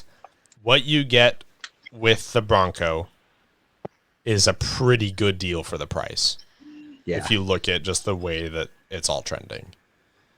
So like, even if if I could take like that Bronco, which I'm not like it's super cool. It doesn't speak to me super well, but like it's super cool. But I would take that over like anything that Traxxas offers right now. Yeah, without question. I agree. So yeah, unanimous. SCX 10.3. There you go. Yep. There you have it. All right. Jeremy Kim says, no questions. Just wanted to let you guys know that I love the show. Thank you, Jeremy. And he said, Thanks, Jeremy. also, we love you too. Plus, I finished my Driftwalker. All I have left to do is solder up the motor. And it turned out It's fantastic. about I time. saw pictures of it, and it looks spectacular. I'm going to make He's myself done a little great note. job, and it's a very unique build, and took his time, and it looks fantastic. I'm going to make that the photo for the new release episode on Friday because people need to see that thing. It looks so good. Yeah, good idea. Really good idea. All right. Benjamin, oh man. He gave me a pronunciation and I forgot it. I am so sorry. But Benjamin, I think it was Doherty. He said, I'm sad to say, but I haven't messed with any of my trucks in a while because I recently got 2 4-wheelers. But is there any way to run a censored crawler motor on a non-censored ESC? I've seen it once before, but I can't figure out how to set the ESC up. It's a Sidewinder ESC and a Castle crawler motor. I don't think you can. No, because... Hold on. So he's running a censored motor on a sensorless ESC. Correct. I would think it would cog like crazy because those Yeah, motors... it's gonna cog. No, Yeah, you it'll work. It'll just not run. it'll work. It'll just work. The motor will just work like a sensorless motor. That's all. It's Yeah. just gonna cog. You can Yeah. probably play with it enough to get it to like barely cog. But yeah, you're never going to. If you're gonna go that route, I'll just be honest. I would probably ditch the Castle motor and go with like, especially if you already have the Sidewinder, go with the Holmes Hobby the outrigger motor, Oh, yeah. Revolver, right? the Revolver. I would go with the Revolver. That is hands down the best sensorless crawling motor, period. I'm not sure Yeah, where they you are would have seen smooth. this, but That would be the way to go. It's And the he one can- that whines while it drives, Travis. Yeah, It does sounds drive a lot of great. people nuts if you're not used to the sound, but Yeah. it is what it is.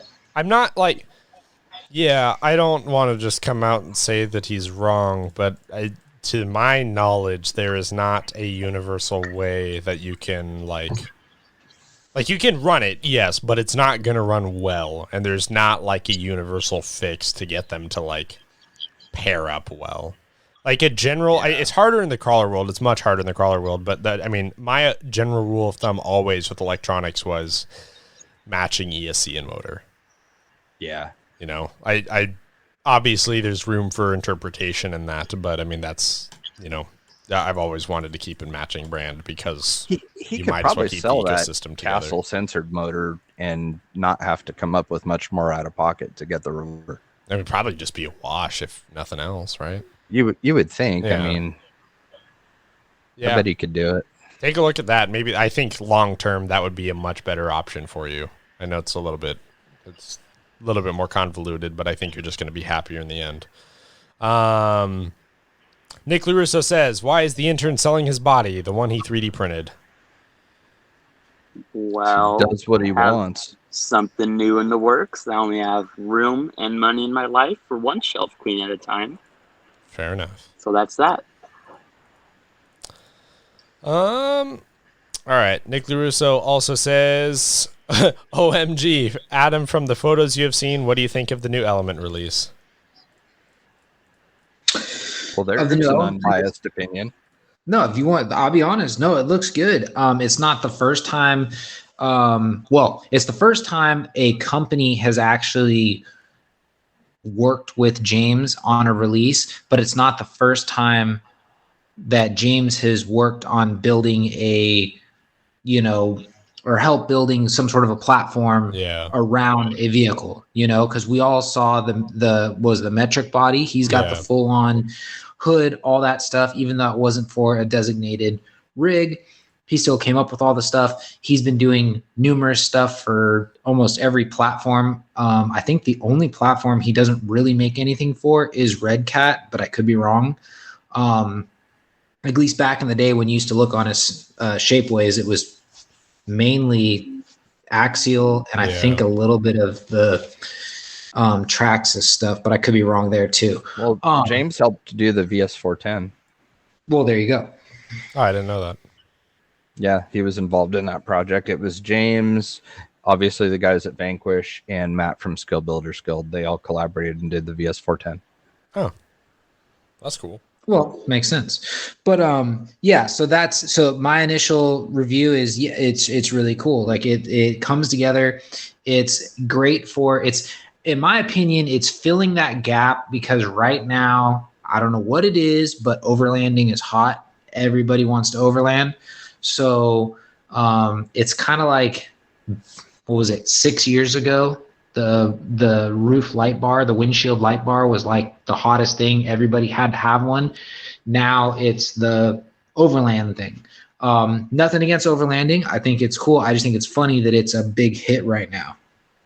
So, I think it looks really good. You're going to get a lot for what it is right out of the box. And it's a very customizable, something you're going to be able to make your own relatively easily with some simple paint, adding extra accessories, the whole 9 yards. So I think they did a really good job with this release, to be honest.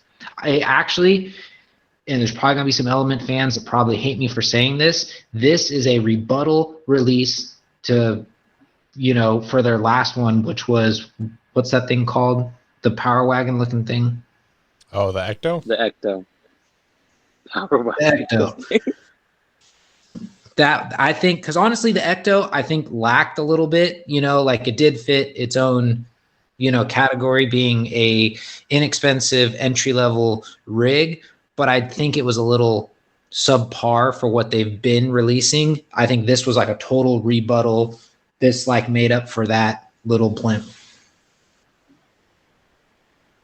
I think that's fair. I agree with Adam. I think the color influenced a lot of people's opinions about the Ecto, honestly. Oh, I'll give you that too, but I'm just saying, if you're comparing the two rigs, this looks like a masterpiece. That just looks like somebody wanted to get a project out the door. At least in my opinion. Not that it matters, but. Yeah, I mean, they were trying to fill a niche, which is like the small, unobtrusive body, that's tight to the chassis and not in the way like the Power Wagon and the Creep. I think they were trying to offer something that people were, for the most part, kind of already building, And True. So I think I think that's what they were trying to do. No, I get it. I'm not, No, I trust me, I'm not taking it the wrong way from you at all. I'm just, I'm trying to weigh in on it based on the limited amount of knowledge I have as far as like the reasoning behind it and stuff. I do like how people try and bait Adam into these questions, though. Well, okay, here's the funny thing is everybody always thinks that like I hate everything else that's not axial. Which is so funny because we're 88 episodes into this show and people haven't figured that out yet. Like every time he gets asked one of these questions, he has like a reasonable answer. Well, I mean, okay, well, it's funny because it's like I said, I think everybody thinks that, I know like Chris thinks it. He thinks that I'm automatically going to love everything that Axial releases. And that's not true. I mean, yes, I like Axial's products. It's like me being a Chevy fan. That's just what I'm, what I like.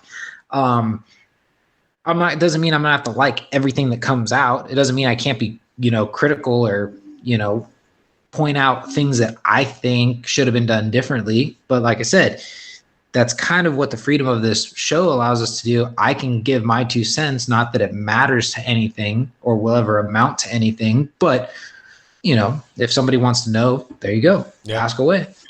Yeah, for sure.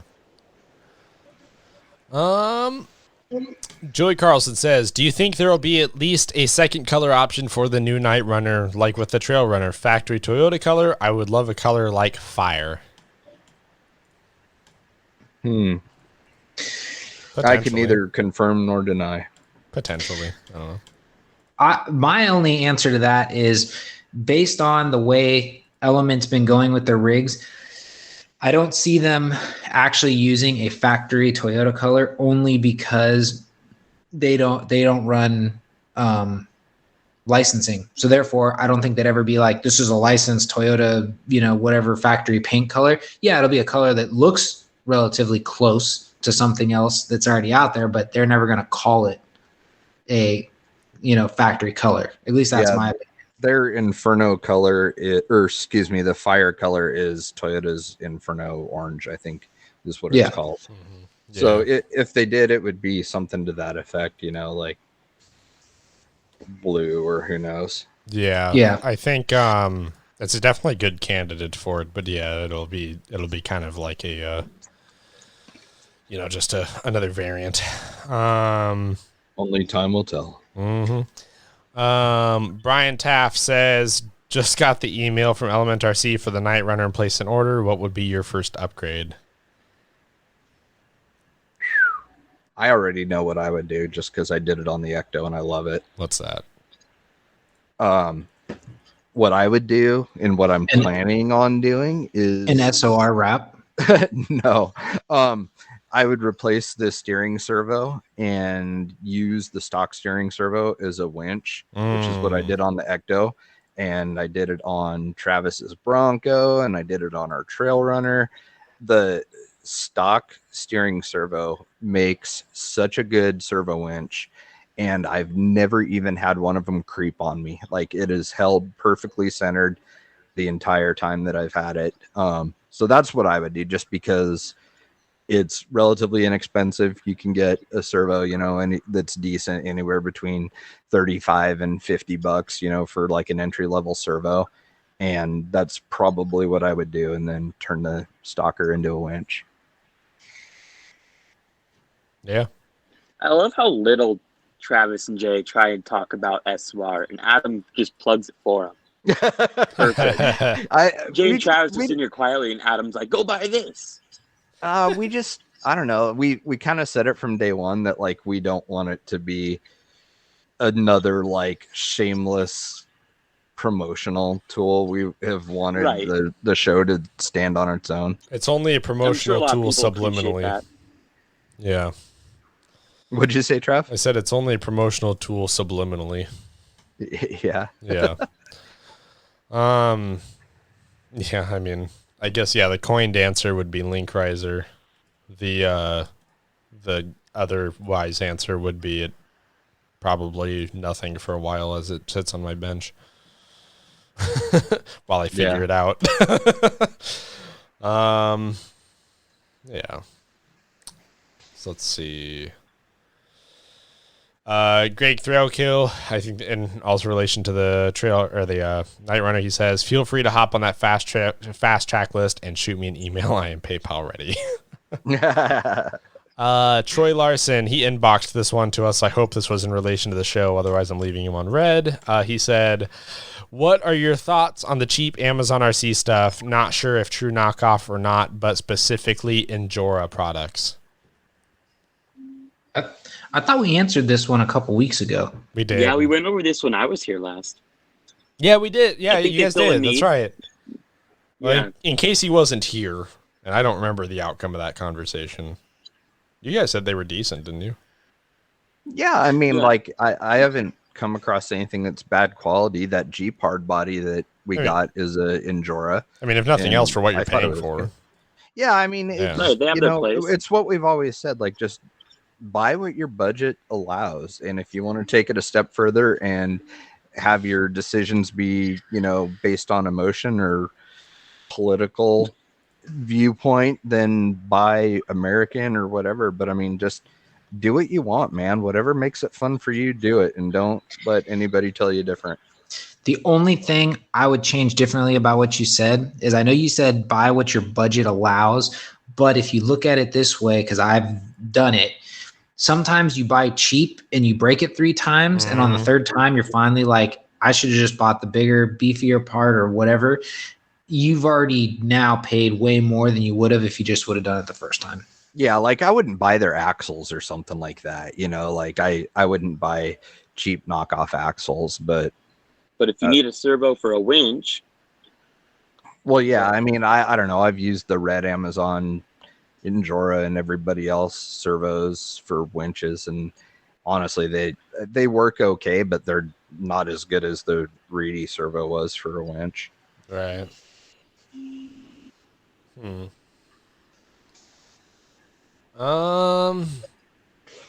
Let's see here. Peter Nielsen says, tell us about Jay's rock bouncing. Is there anything new here? I don't think there is. No, not since the last time. Just still working on getting the rig dialed in. Put a Tekin RX4 and a 3100 kV Rock 412 in it, and it's like, oh my god, powerful with a 3-cell. It's pretty ridiculous. So no, it's getting there. I look forward to the next one. We skipped the last one because it was raining, and I had an all-nighter developing a part idea on it and didn't get any sleep and didn't really want to drive 3 hours on I-5 with being awake for over 24 hours. Yeah. But it's fun. Do it. It's fun. All right, now we're into some of the Instagram questions, and we'll circle back to last week's later. So the first one is from @WholeEChit. He says, do you guys think we are in an RC bubble that is going to break, or do you think the industry can keep cranking out new and cool products? I have concerns. Things are going so fast, things will get watered down and just left with a bunch of so-so stuff. I don't know. I don't agree with that at all. Me neither. I don't agree with it. I think like everything, you know, we've said it before, there's certain weeks where it's kind of slow and there's not a lot going on. There's not a lot of new. Then you got other stuff that's, you know, like other weeks where there's just release after release after release. I think it just really depends on what's going on. And, you know, this is also now knowing what we know when we talked with like Randall, and I think even John Schultz mentioned this too. When a rig goes into production, or when they're talking about making one, it could take up to 2 years before it gets released. Yeah. I don't think any of these, like, it's funny, like when people sit there and go, oh, this is the release, they came up with this to answer this. And it's like, if you think about it, they kind of just came out with it. Like they had their idea and they were running with it. And this company had their idea and they were running with it. And they just happened to be released within months of each other. It's not like they saw it and were like, all right, that's it. We're going to release this in 3 months and it's going to be out. Yeah. They're not going to develop a new rig or a part in a matter of a couple days of somebody else releasing one. Like sometimes people have the same ideas at the same time and it happens, you know, but,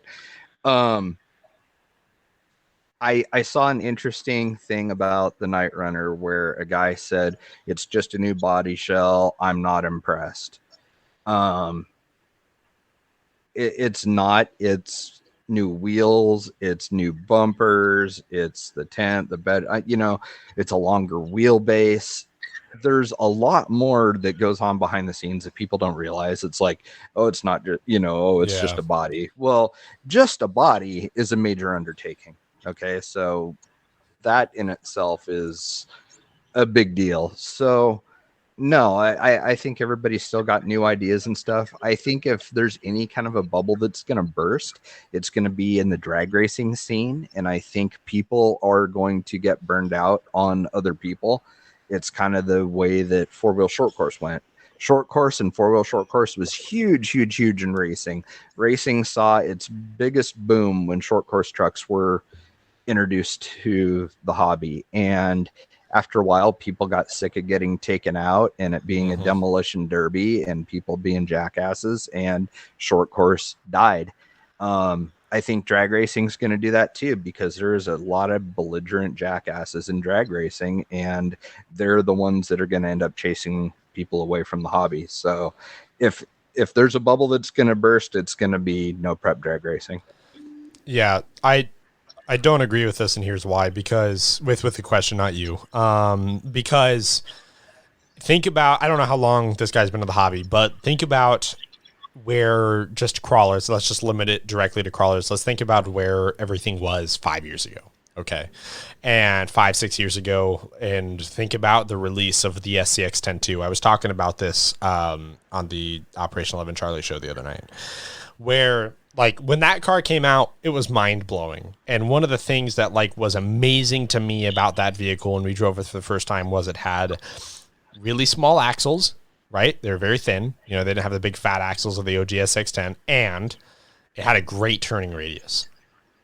And I was just blown away, right? And I remember building an SCX 10.2 and not really being that impressed with the build. I was super frustrated with the build. I hated like putting the thing together. It was just not fun to me. 5 years later, my enthusiasm has changed, sure. But 5 years later, building an Element, Builder's Kit 2, and it's going together really well. It's a fun build. It's engaging. It's well thought out.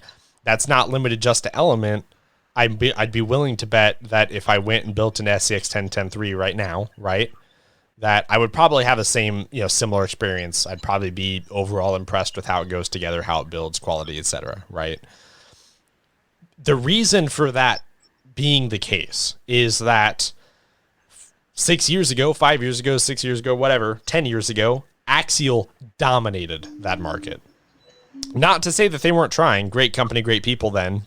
But when you own the market, the standard that is set is the standard you set yourself.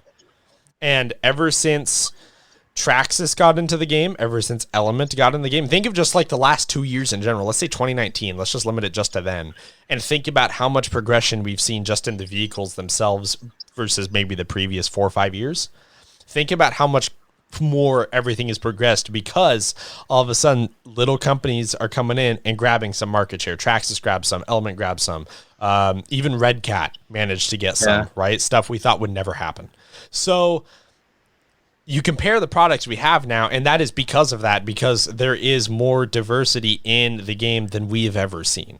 And that diversity is creating competition amongst these companies. All of a sudden, it's one throws a punch, the other has to step up. One throws a punch, the other has to step up. Like, they have to stay on par with each other. They all know that. Yeah, right? Competition breeds progression. Exactly. So quite literally the opposite, honestly, of what you're saying. And I don't mean to be rude, but I at least in the scale world, no, I do not see it really getting watered down. I don't see it kind of being cookie cutter. Like, it is healthier now than I ever remember it being. It's more scale, it's metal links, it's better material quality. I mean, it is advanced a crazy amount in the last 5 years. Even just like I said, even just the last two. Even just the last two, it has improved so much, and that is exactly why. The only worry I have as far as the market, the ecosystem, everything for scaling, and I've talked about this before, is global supply chain issues. And I said pretty strongly, I think January or February when we were recording this, that I said that come summertime, companies were going to be struggling to get stuff out. Granted, they still are, but everyone is doing substantially better than I predicted. I still think that's coming, but that's the only thing I worry about. Like when I mentioned earlier, all the TRX4s and stuff are out of stock. The reason I brought that up was because people were talking about how, like, with Element and other companies' releases, how like stuff was taking too long and it was due to supply chain issue, and the rebuttals like, well, they have stuff in stock. Well, they have stuff in stock. I was like, yeah, the game changes. And then suddenly, you can't get a Traxxas RTR or a kit, And this is the thing I think we're going to see more than anything over the next year. But I definitely don't think there's a correlation between that and then the releases being any less cool, right? The releases will get cooler as they go. Yeah, because they're going to get more intricate. They're going to look at Element's first rig, which was the Sendero truck, which was just, had some cool details. It had a, molded plastic grill, wipers, mirrors, and stuff.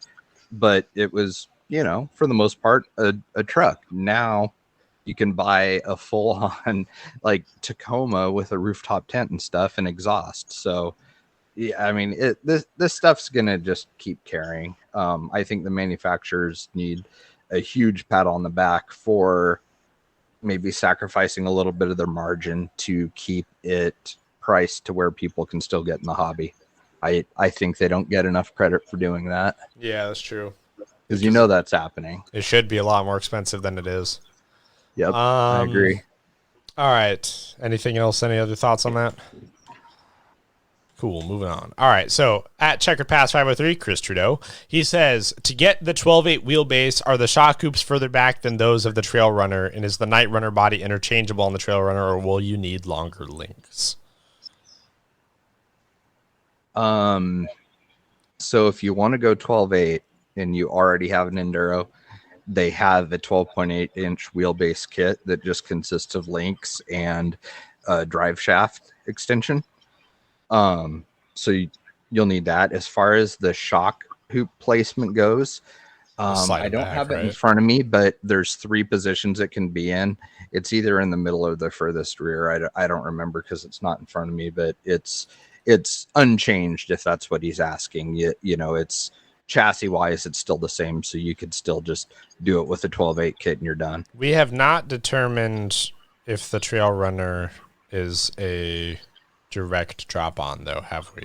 No, the Trail Runner's 12.3. Yeah, so that would take some modification.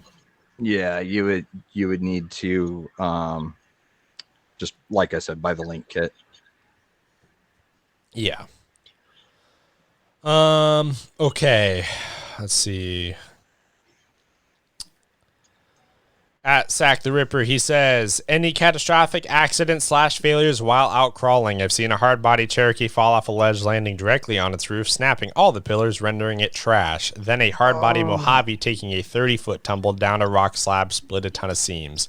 Me personally, I've just had a lot of electronic failures miles down a trail, such as receivers, motors, and servos. Always a bummer to carry your rig back. That I agree with. I never have anything break. We're pretty nice to stuff. I never had anything like ruin my day, I think. Not that I can recall. Yeah. How about our other 2 fellows? I've had, which is actually the story I think I've shared numerous times on how I got in or started running MKS. I had a high-tech, whatever the hell that the big one was, 7950 or whatever the hell their 3950, whatever it was, that was like their big bad, servo. I had that in my Wraith, and halfway through a day out at Fire and Ice, I want to say around 2016, 2017-ish, I was halfway out there, and all of a sudden it would not turn to the left, and when it wanted to center, it was making a grinding noise, and that was pretty much it. I was like, all right, so carried it back to the truck, switched out to my 1.9, finished up for the day. That's really been one of my only major catastrophic breaks, other than when, like I said, when I first got into the hobby, I made the mistake of, I was building my first, back when ranchos were a big thing, taking Wraith axles and putting them underneath an SCX 10. A buddy of mine told me, dude, save yourself a bunch of money, order all your parts from Asia Tees. Did.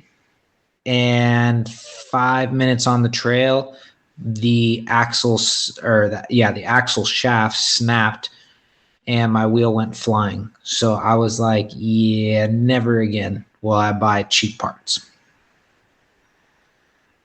And those have pretty much been my only really catastrophic fails. Everything else has been like, I don't know, you're driving and I don't know, something falls off. I mean, the only thing is now that I've become more scale orientated, I get a lot of, like, for instance, done with Axial Fest, and my mirrors on my 10.3 are loose as hell, which means now I got to drop the interior because you can't get to those screws with the interior in there and tighten those back up.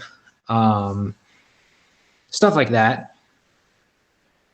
Little things that just annoy you. Catastrophic thing I've had is I I smoked a motor and an ESC simultaneously in the Unimog once, but we were close to the car. Remember that, Jay, at Cap Sandy? And I screwed that up somehow. I don't. Maybe. Gosh, I feel bad for not remembering that, but no, I don't really recall. I will say this: we have beat the hell out of the Rift, and nothing's broken. And I fully expected to break parts on that thing, and it hasn't happened. That's a fair point. The rear diff's getting a little bit crunchy.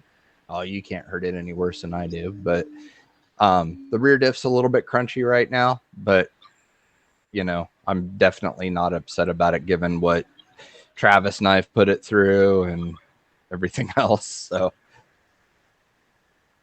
yeah. Let's see here. At jking.rc, he says, is there a reason for companies to get licenses for bodies anymore? Element has shown we can get specific bodies without having to pay premium prices.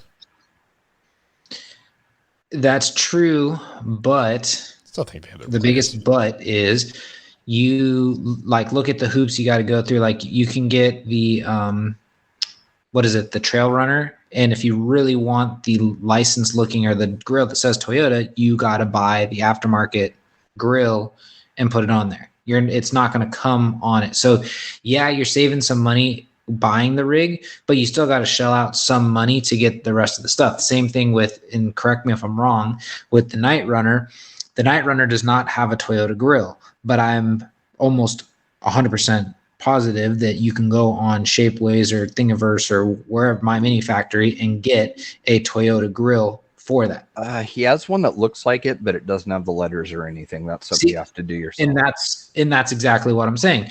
Because it's not. So yeah, and and like I said, yeah, you're saving money in buying the rig initially, but you're still gonna have to spend some money to finish making it look the way it is. Right. Now, you can look at this two ways.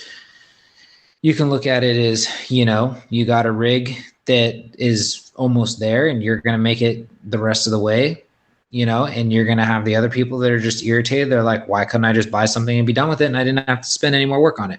I mean, it goes back to what I was saying earlier. You can't please everybody. Yeah, you can either pay for the licensing when you're buying a licensed rig at the time of purchase, the cost of the vehicle is going to go up, or you can pay for it down the road. Personally, I like how Element's doing it, is because they're kind of leaving that ball in the consumer's court where they're not forcing them to buy something they don't need. If they want to take that extra scale step, you can pay for it yourself. But one way or another, you pay for it. Yeah. Exactly. Yeah, I think the licensed bodies just overall still have their place, but it is nice to be able to get close without having to. I like them. I mean, I think it's cool. Definitely. But all right. Lost my place. Okay, there we go. At 775 Scalers, he says, probably been asked, but what's your favorite servo? Do I really have to answer this? Go ahead, Adam. Well, you might want to know what the model is, what your favorite model of MKS is. So actually my favorite model, if you have the money to spend on a servo, I would go with the HBL 550. It is the best in the middle of the road servo, period. The price point, you're looking at about $100, and it's got a ton of torque, aluminum casing, all metal gears. I mean, you can't go wrong. I mean, it's a very good servo. Yeah. Yeah. And I wish they would release some of this other stuff so I could talk about it, but I don't know when that's happening. I got to talk to Thomas about that. But yeah, and then if you're going for budget, which is still not a horrible servo, if you go with the DS12 1220, it's a I want to say it's 6 volts. It's a low volt, so if you're planning on running like big power, make sure you have a BEC on it to protect the servo. But I want to say it's around mid 400 ounce of torque, and you're looking at about $70 retail. and it's still metal gears. So that's still a great servo. I run that in a lot of my rigs too. So mine's got to be the Tekin T440. It's programmable. It's quiet as hell. Like, I mean, it's super quiet and super smooth. It looks amazing. So the Tekin T440 is definitely my favorite.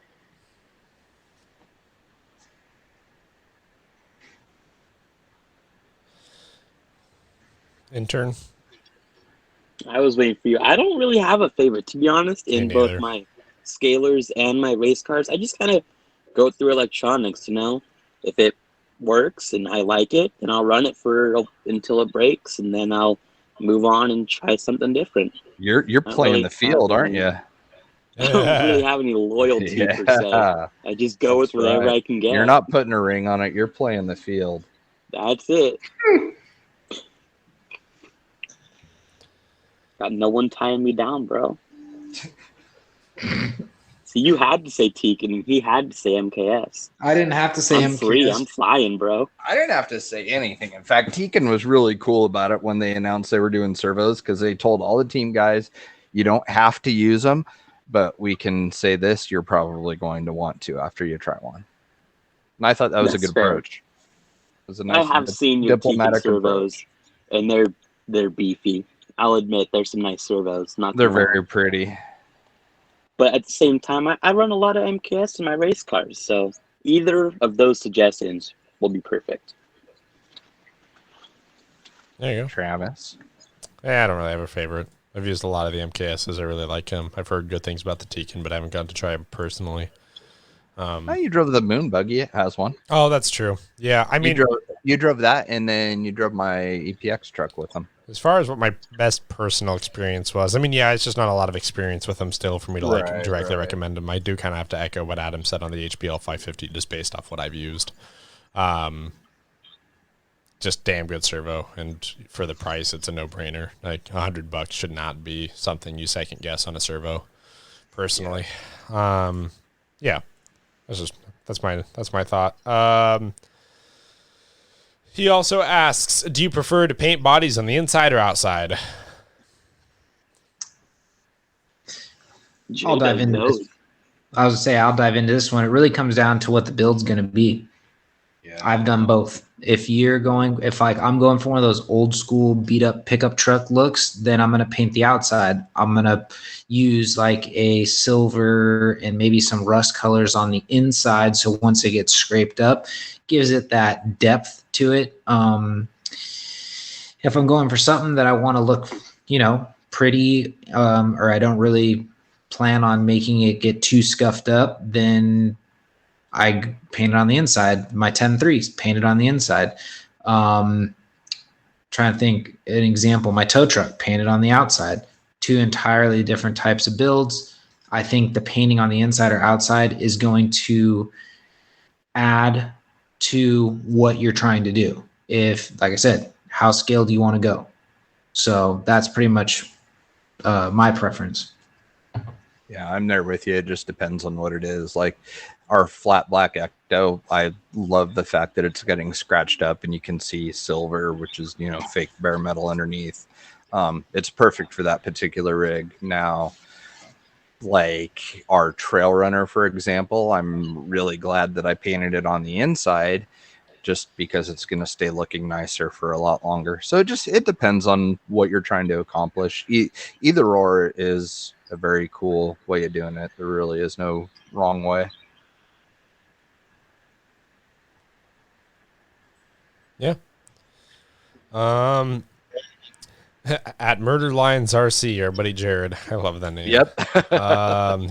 He says, will Jay and Trav take the day after the Black Dahlia murder show off to tiny tire it up? I know I'm taking that day off. Will the stars align?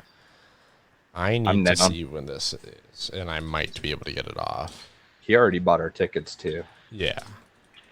I'm definitely going, whether I have the day off after. I don't have any PTO, so I'm going to have to get creative with my time that week. I'll do my best to be there. I bet I could. These are dumb adult problems.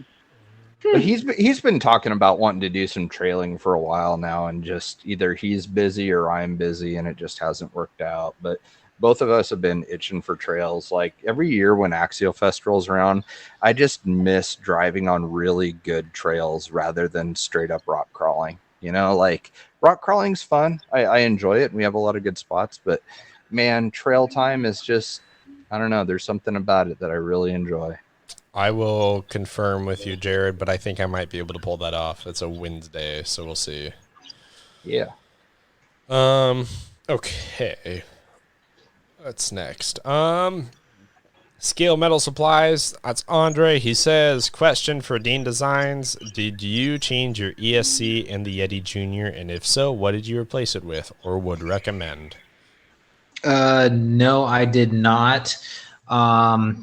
But I've heard a lot of good things about the micro, the one from Holmes Hobbies. They have a micro ESC, I forget, BRXL Mini, if I'm not mistaken, or the BR Mini, something like that. I heard that one's really good. Otherwise, anything you put in there is actually rather big for the car. I don't even know what they. Go ahead. Oh, I have the BXR in mind. It's like the ESC is the size of a quarter. Oh, okay. There was some room for it. So there you go. But no, I did not. The only thing I've done to that is I run it on 2S instead of the nickel metal that it came with, and it actually rips. The only difference is I zip tied a LiPo alarm, which is set, I forget what the voltage is at, so it'll beep when it's, getting past its threshold.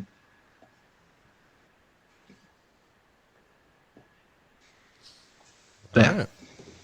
Yeah.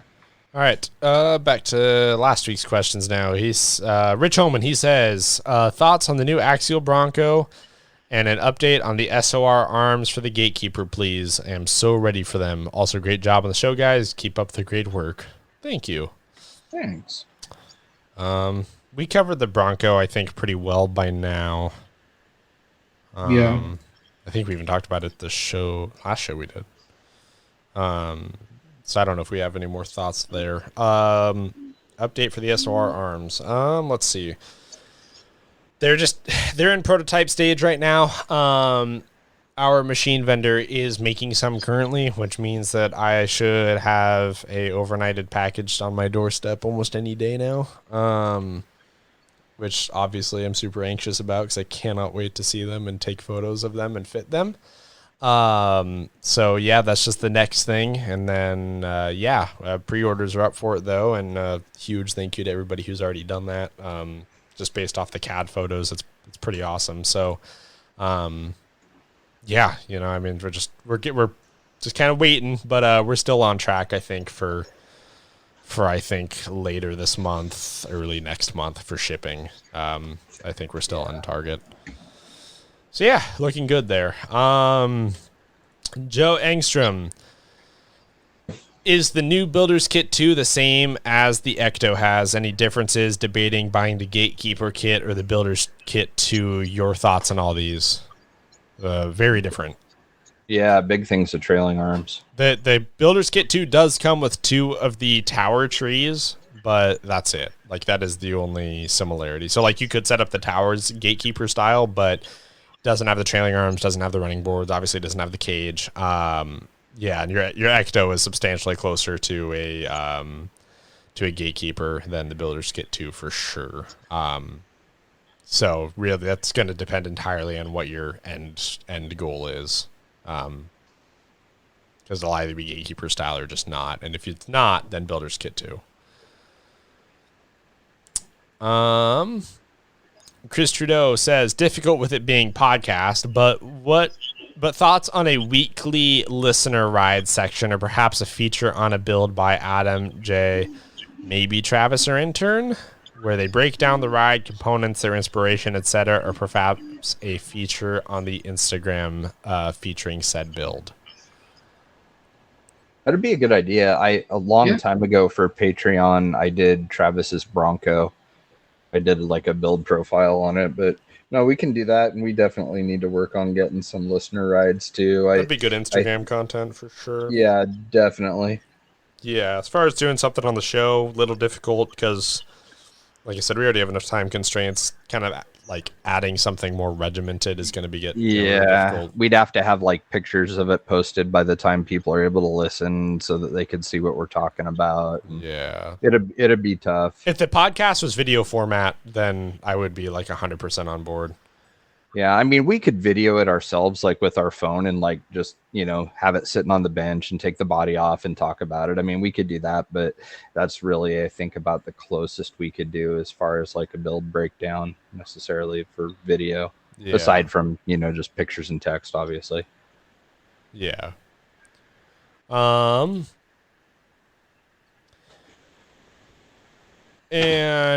I see. This question was supposed to be first. Joe Engstrom said, any word if and when an Ecto kit might be available? Hearing the Ecto and the Gatekeeper are the same thing other than body versus cage. Is this true? Thanks. I don't suspect that that'll happen. What do you mean? That there'll be an Ecto kit. I think the Ecto will be an RTR and that's it. I'm wondering if he's asking in the context of availability. Like, can you get an Ecto? I'm missing something there. Can you read it again? I think it might have just been the way he's phrased. I think if he's asking it the way that you answered it, then you covered his question. But I think he's asking when Ectos will be back in stock and if it's closer to the Gatekeeper or not. Oh, I don't know. So I mean, checking you can't even get a clear Ecto body from Associated. I haven't checked main yet. I'm doing that right now. Oh, okay, he must be talking about an Ecto kit because the RTR Ecto non-lipo combo is in stock on Element. So yeah. Okay, so I guess he's talking about there won't be one. So wow, it's on back. Even the clear bodies back ordered through main. There must be a lot of people running around with clear Ecto bodies now. Wow. I thought it'd be a hit. Yeah, for sure. It's a sweet body. No, there will not be a Ecto kit if that's what your question is. I'd be really surprised if there was one. Like basically you could just get a Gatekeeper kit and not use the cage, basically. But or you would get a builder's kit and order the side rails. Yeah, the running arms, right? Exactly. You could just do that too.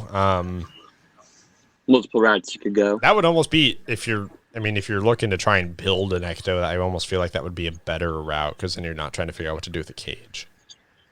Because the cage alone is like what, 40, 50, 60 bucks? I think so. Something like that. Yeah. So I think the cage is like $45. Yeah. So I think ultimately, if you wanted to try and build something Ecto-esque, actually starting with a builder's kit 2 would be better. And then you only have to get the trailing arm stuff. And that's it. And then the body, yeah. Yeah. But yeah, bodies will be tough to come by. So yeah, there you go. Otherwise, if you want a Gatekeeper, just get the Gatekeeper kit. Eric Warren says, what do you think of all the price increases? Shaking my head. Tell me about it. But like I said, I am very surprised it is not worse. Yeah, I mean, I'm not upset about it. I mean, as a business owner, I know how these things go. So it's how it is, man. It's been hard for us to not raise them, I'll be honest. Yeah, I mean, and everybody else is doing a fairly decent job of keeping it under control. I haven't seen what Horizon's prices are going to be yet because I heard they're going to do a price increase across the board from what I understand. But yeah, I don't know. I'm not surprised. I'm certainly not angry about it. We'll see what happens. The Horizon prices are going up a little bit. I want to say they already did the increase on their race kits, and like a 10 scale 2-wheel buggy went up like $50, I believe. So it's not crazy. I mean, when you consider like aluminum and everything else going up, I mean, yeah, it makes sense. I mean, I'm not shocked about it. I mean, our cogs went away. Like it hurt us, hurt everybody. Electronic companies were the ones I predicted in the beginning, and I expect that to get worse. They are going to be really suffering when it comes to margin soon. Personally, I think that's how it's going to go. Let's see. All right, last question from Asak the Ripper. He says, question for all of you to answer. This is a big one. He says, explain your very first experience with crawlers. For me, many years ago, I walked into my first hobby town and wandered around. That's when I saw the OG SCX-10 Trail Honcho on display. I was absolutely amazed by the little frame rails, shocks, axles, and drive shafts. It looked like a miniature truck.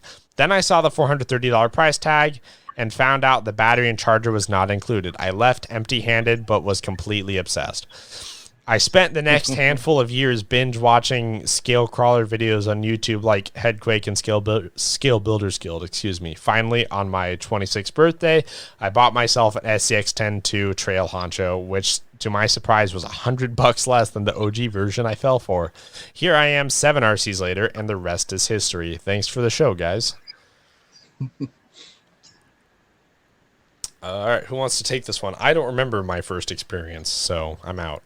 I remember it for you. Perfect. You can answer for us both then. let's have Adam go first. So honestly, mine is, I think I've talked about this before. It's, it's no secret. My 94 Chevy is what has gotten me into the off-road world. It's solid axle swap, yada, yada, yada. So I used to get on YouTube and, at the time, which it's really funny looking back at it now. So I've had that truck we're going on like 12, maybe almost 13 years now. And back then it wasn't super common to have a solid axle swapped Chevy. There was far and few. Plus, Instagram wasn't really, I don't even think Instagram was around. So that wasn't as, easy to find, pictures and all that crap. So anyways, I used to look on YouTube every once in a while to see if anybody came out with a video or something. There was a video labeled Axial Chevy Solid Axle Swap something. And I'm like going, what the hell's an axial? Like, I was like, I know my Chevys. I've never heard of this. What the heck is it? And I clicked on the video and I watched it and I'm going, it's a car. I said, this is an RC car. Like, it just blew my mind that somebody had made something, and it was so small, yada, yada, and it was just one of those weird things. I was just like, man, that's kind of cool, and I was like, oh, it'd be nice to, mess around with one of those one day. I think literally a week later, Michelle's dad came back from Talbot's down in San Mateo, which is like which was a toy store / like hobby shop. And he came back with this axial crawler and I'm putting 2 and 2 together. I'm like, that's the video I watched. And he's like, oh yeah, I went in one day to go get something else and I saw it out of the corner of my eye. So I talked to the guy and this is what he said to get. And I'm like, I'm getting one. And that's pretty much how the whole thing started. That's rad. So, yep. Elliot. Well, when I first got into racing, I met Travis, and I was trying to get help with a car. Sorry, no. I was trying to get help from someone else, and I accidentally met Travis, and who I then met Jay through, and Jay was into the scale. He kind of forced that onto me, and I realized it was really cool, something low-key to do while I'm not racing, and I just further got into it after that. Pretty short, sweet, boring story. I like it. Never intended to meet Travis or Jay, but here I am, right? You always talk about meeting me as some like unfortunate circumstance. Dude, I was scrolling through a group looking at profile pictures, trying to find this dude who had done a lesson at Die Hard one day. And I saw your profile picture and I thought it was him.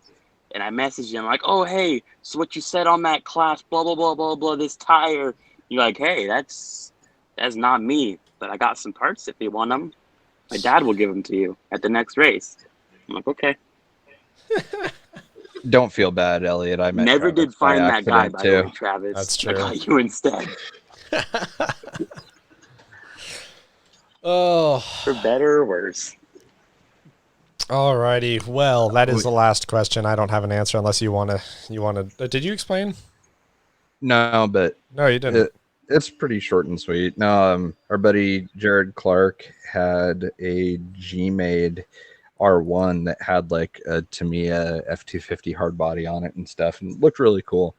And I started getting interested in that, and then we went and bought a Wraith, and then decided that wasn't scale enough and got a SCX10 too, or an SCX10, excuse me, and then got another SCX10 for Travis. He got a Dingo, and I had gotten a Deadbolt, but I put a Wraith spawn body on it. And now it just kind of multiplied from there. It was just fun going out trails, taking pictures, and just going four-wheeling, shrunken down. It was super fun. So it's just kind of been the same story ever since, probably, or just as much in love with it today as I was that very first day, if not more. My first car was a OG SCX10 Deadbolt and a 2.2 Poison Spider Wraith that I brought simultaneously. Forgot to add that. OGs, bro. I wonder whatever happened to the Poison Spider guy, because he used to race King of the Hammers, and I forget his name, and his name was on the body when you would buy it. And I want to say he had some health problems or something, but that guy just kind of disappeared off the face of the earth. Like you don't really hear about Poison Spider as much as you used to. No. It's been a minute since I've heard about it.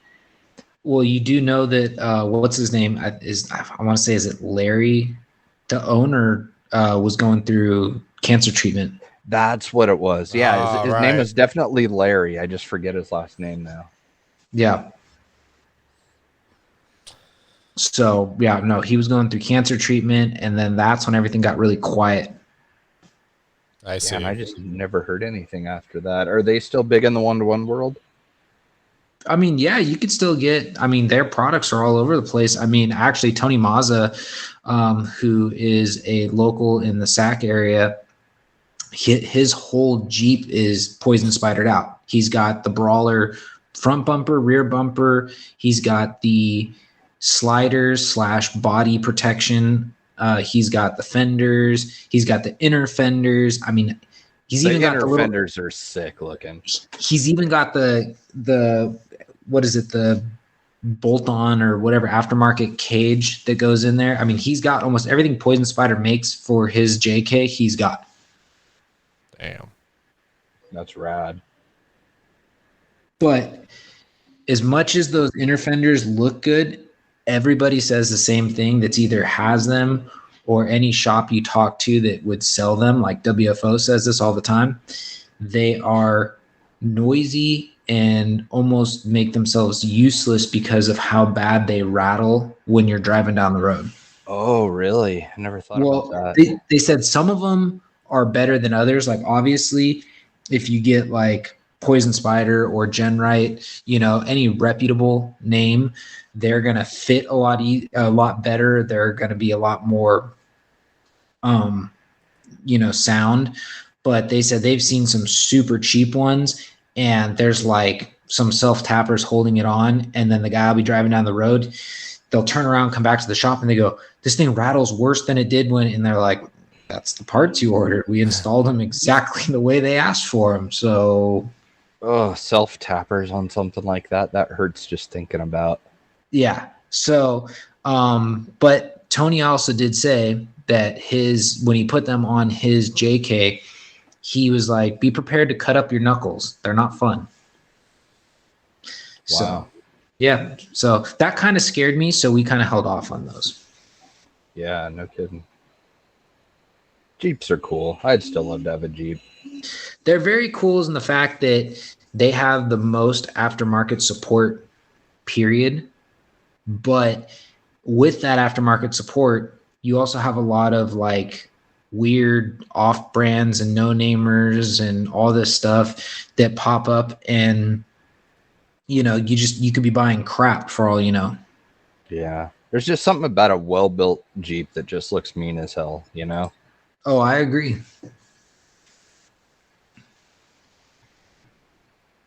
Yeah, I'll probably always have a soft spot for my very first SCX10 that's a JK. Yeah. I'll still always think that thing's cool, and I bet you I'll never sell it. No, I agree. It's cool, to be fair. I haven't driven it in like 3 or 4 years, but it's been a while. It's real pretty on itself, though. Yeah, it sits above my desk on a shelf right now. That's where it's been for several years now. Oh, Did we do it? We got through all those questions? We did it in 2 hours and 15 minutes. Wow, that's not bad. Not bad. I guess that actually didn't feel that long. Everybody deserves a long show for once, I think. So yeah, they do. This actually felt like a pretty good one. So all right. Well, I think we're good, aren't we? Yeah, we're dialed. Sounds good. I will close it. So thank you everybody for listening to another episode of That Scale RC Show. Really appreciate all of you individually. We took a look at our listener count over the week, and we just can't believe that anybody listens to this, let alone as many of you guys. So thank you. Also, I noticed, because I hadn't checked into the Patreon for a while, we have 20 patrons. Thank you guys a ton for that. Oh, wow. That's grown by a couple. That's great. Yeah. If you guys aren't aware, because I think there's 5 or 6 of you that aren't aware, hit me up directly, because I do have a Facebook group for the patrons, so I can communicate with you guys a little bit easier. If you don't have Facebook, no big deal, but I do most of my primary communication with you guys through there. It's just a lot easier for us. So reach out to me and let me know, and I can send you an invite link. Other than that, huge thank you as well to Intern for coming on. Yes, and sponsored by his positive attitude. Exactly. 28.7 thousand downloads. Yeah. Wow. Kind of insane. Wow. Yeah, so kind of mind blowing. I don't even know what to say to that. Yeah. Thank you. Just really. Yeah. Appreciate it directly, and I'll try and take it a little more serious from now on. Sorry, guys. But yeah, no, thank you guys. Really appreciate it, and I'm glad that you guys liked listening to us ramble. Other than that, yeah, we'll see you next week. I also am actually getting a guest queue put together, so I'll reach out to some people soon. I've got that on tap for this weekend, and guest shows will be coming back. So, all right. Thanks, guys. We'll see you later. See you guys. See ya. Peace.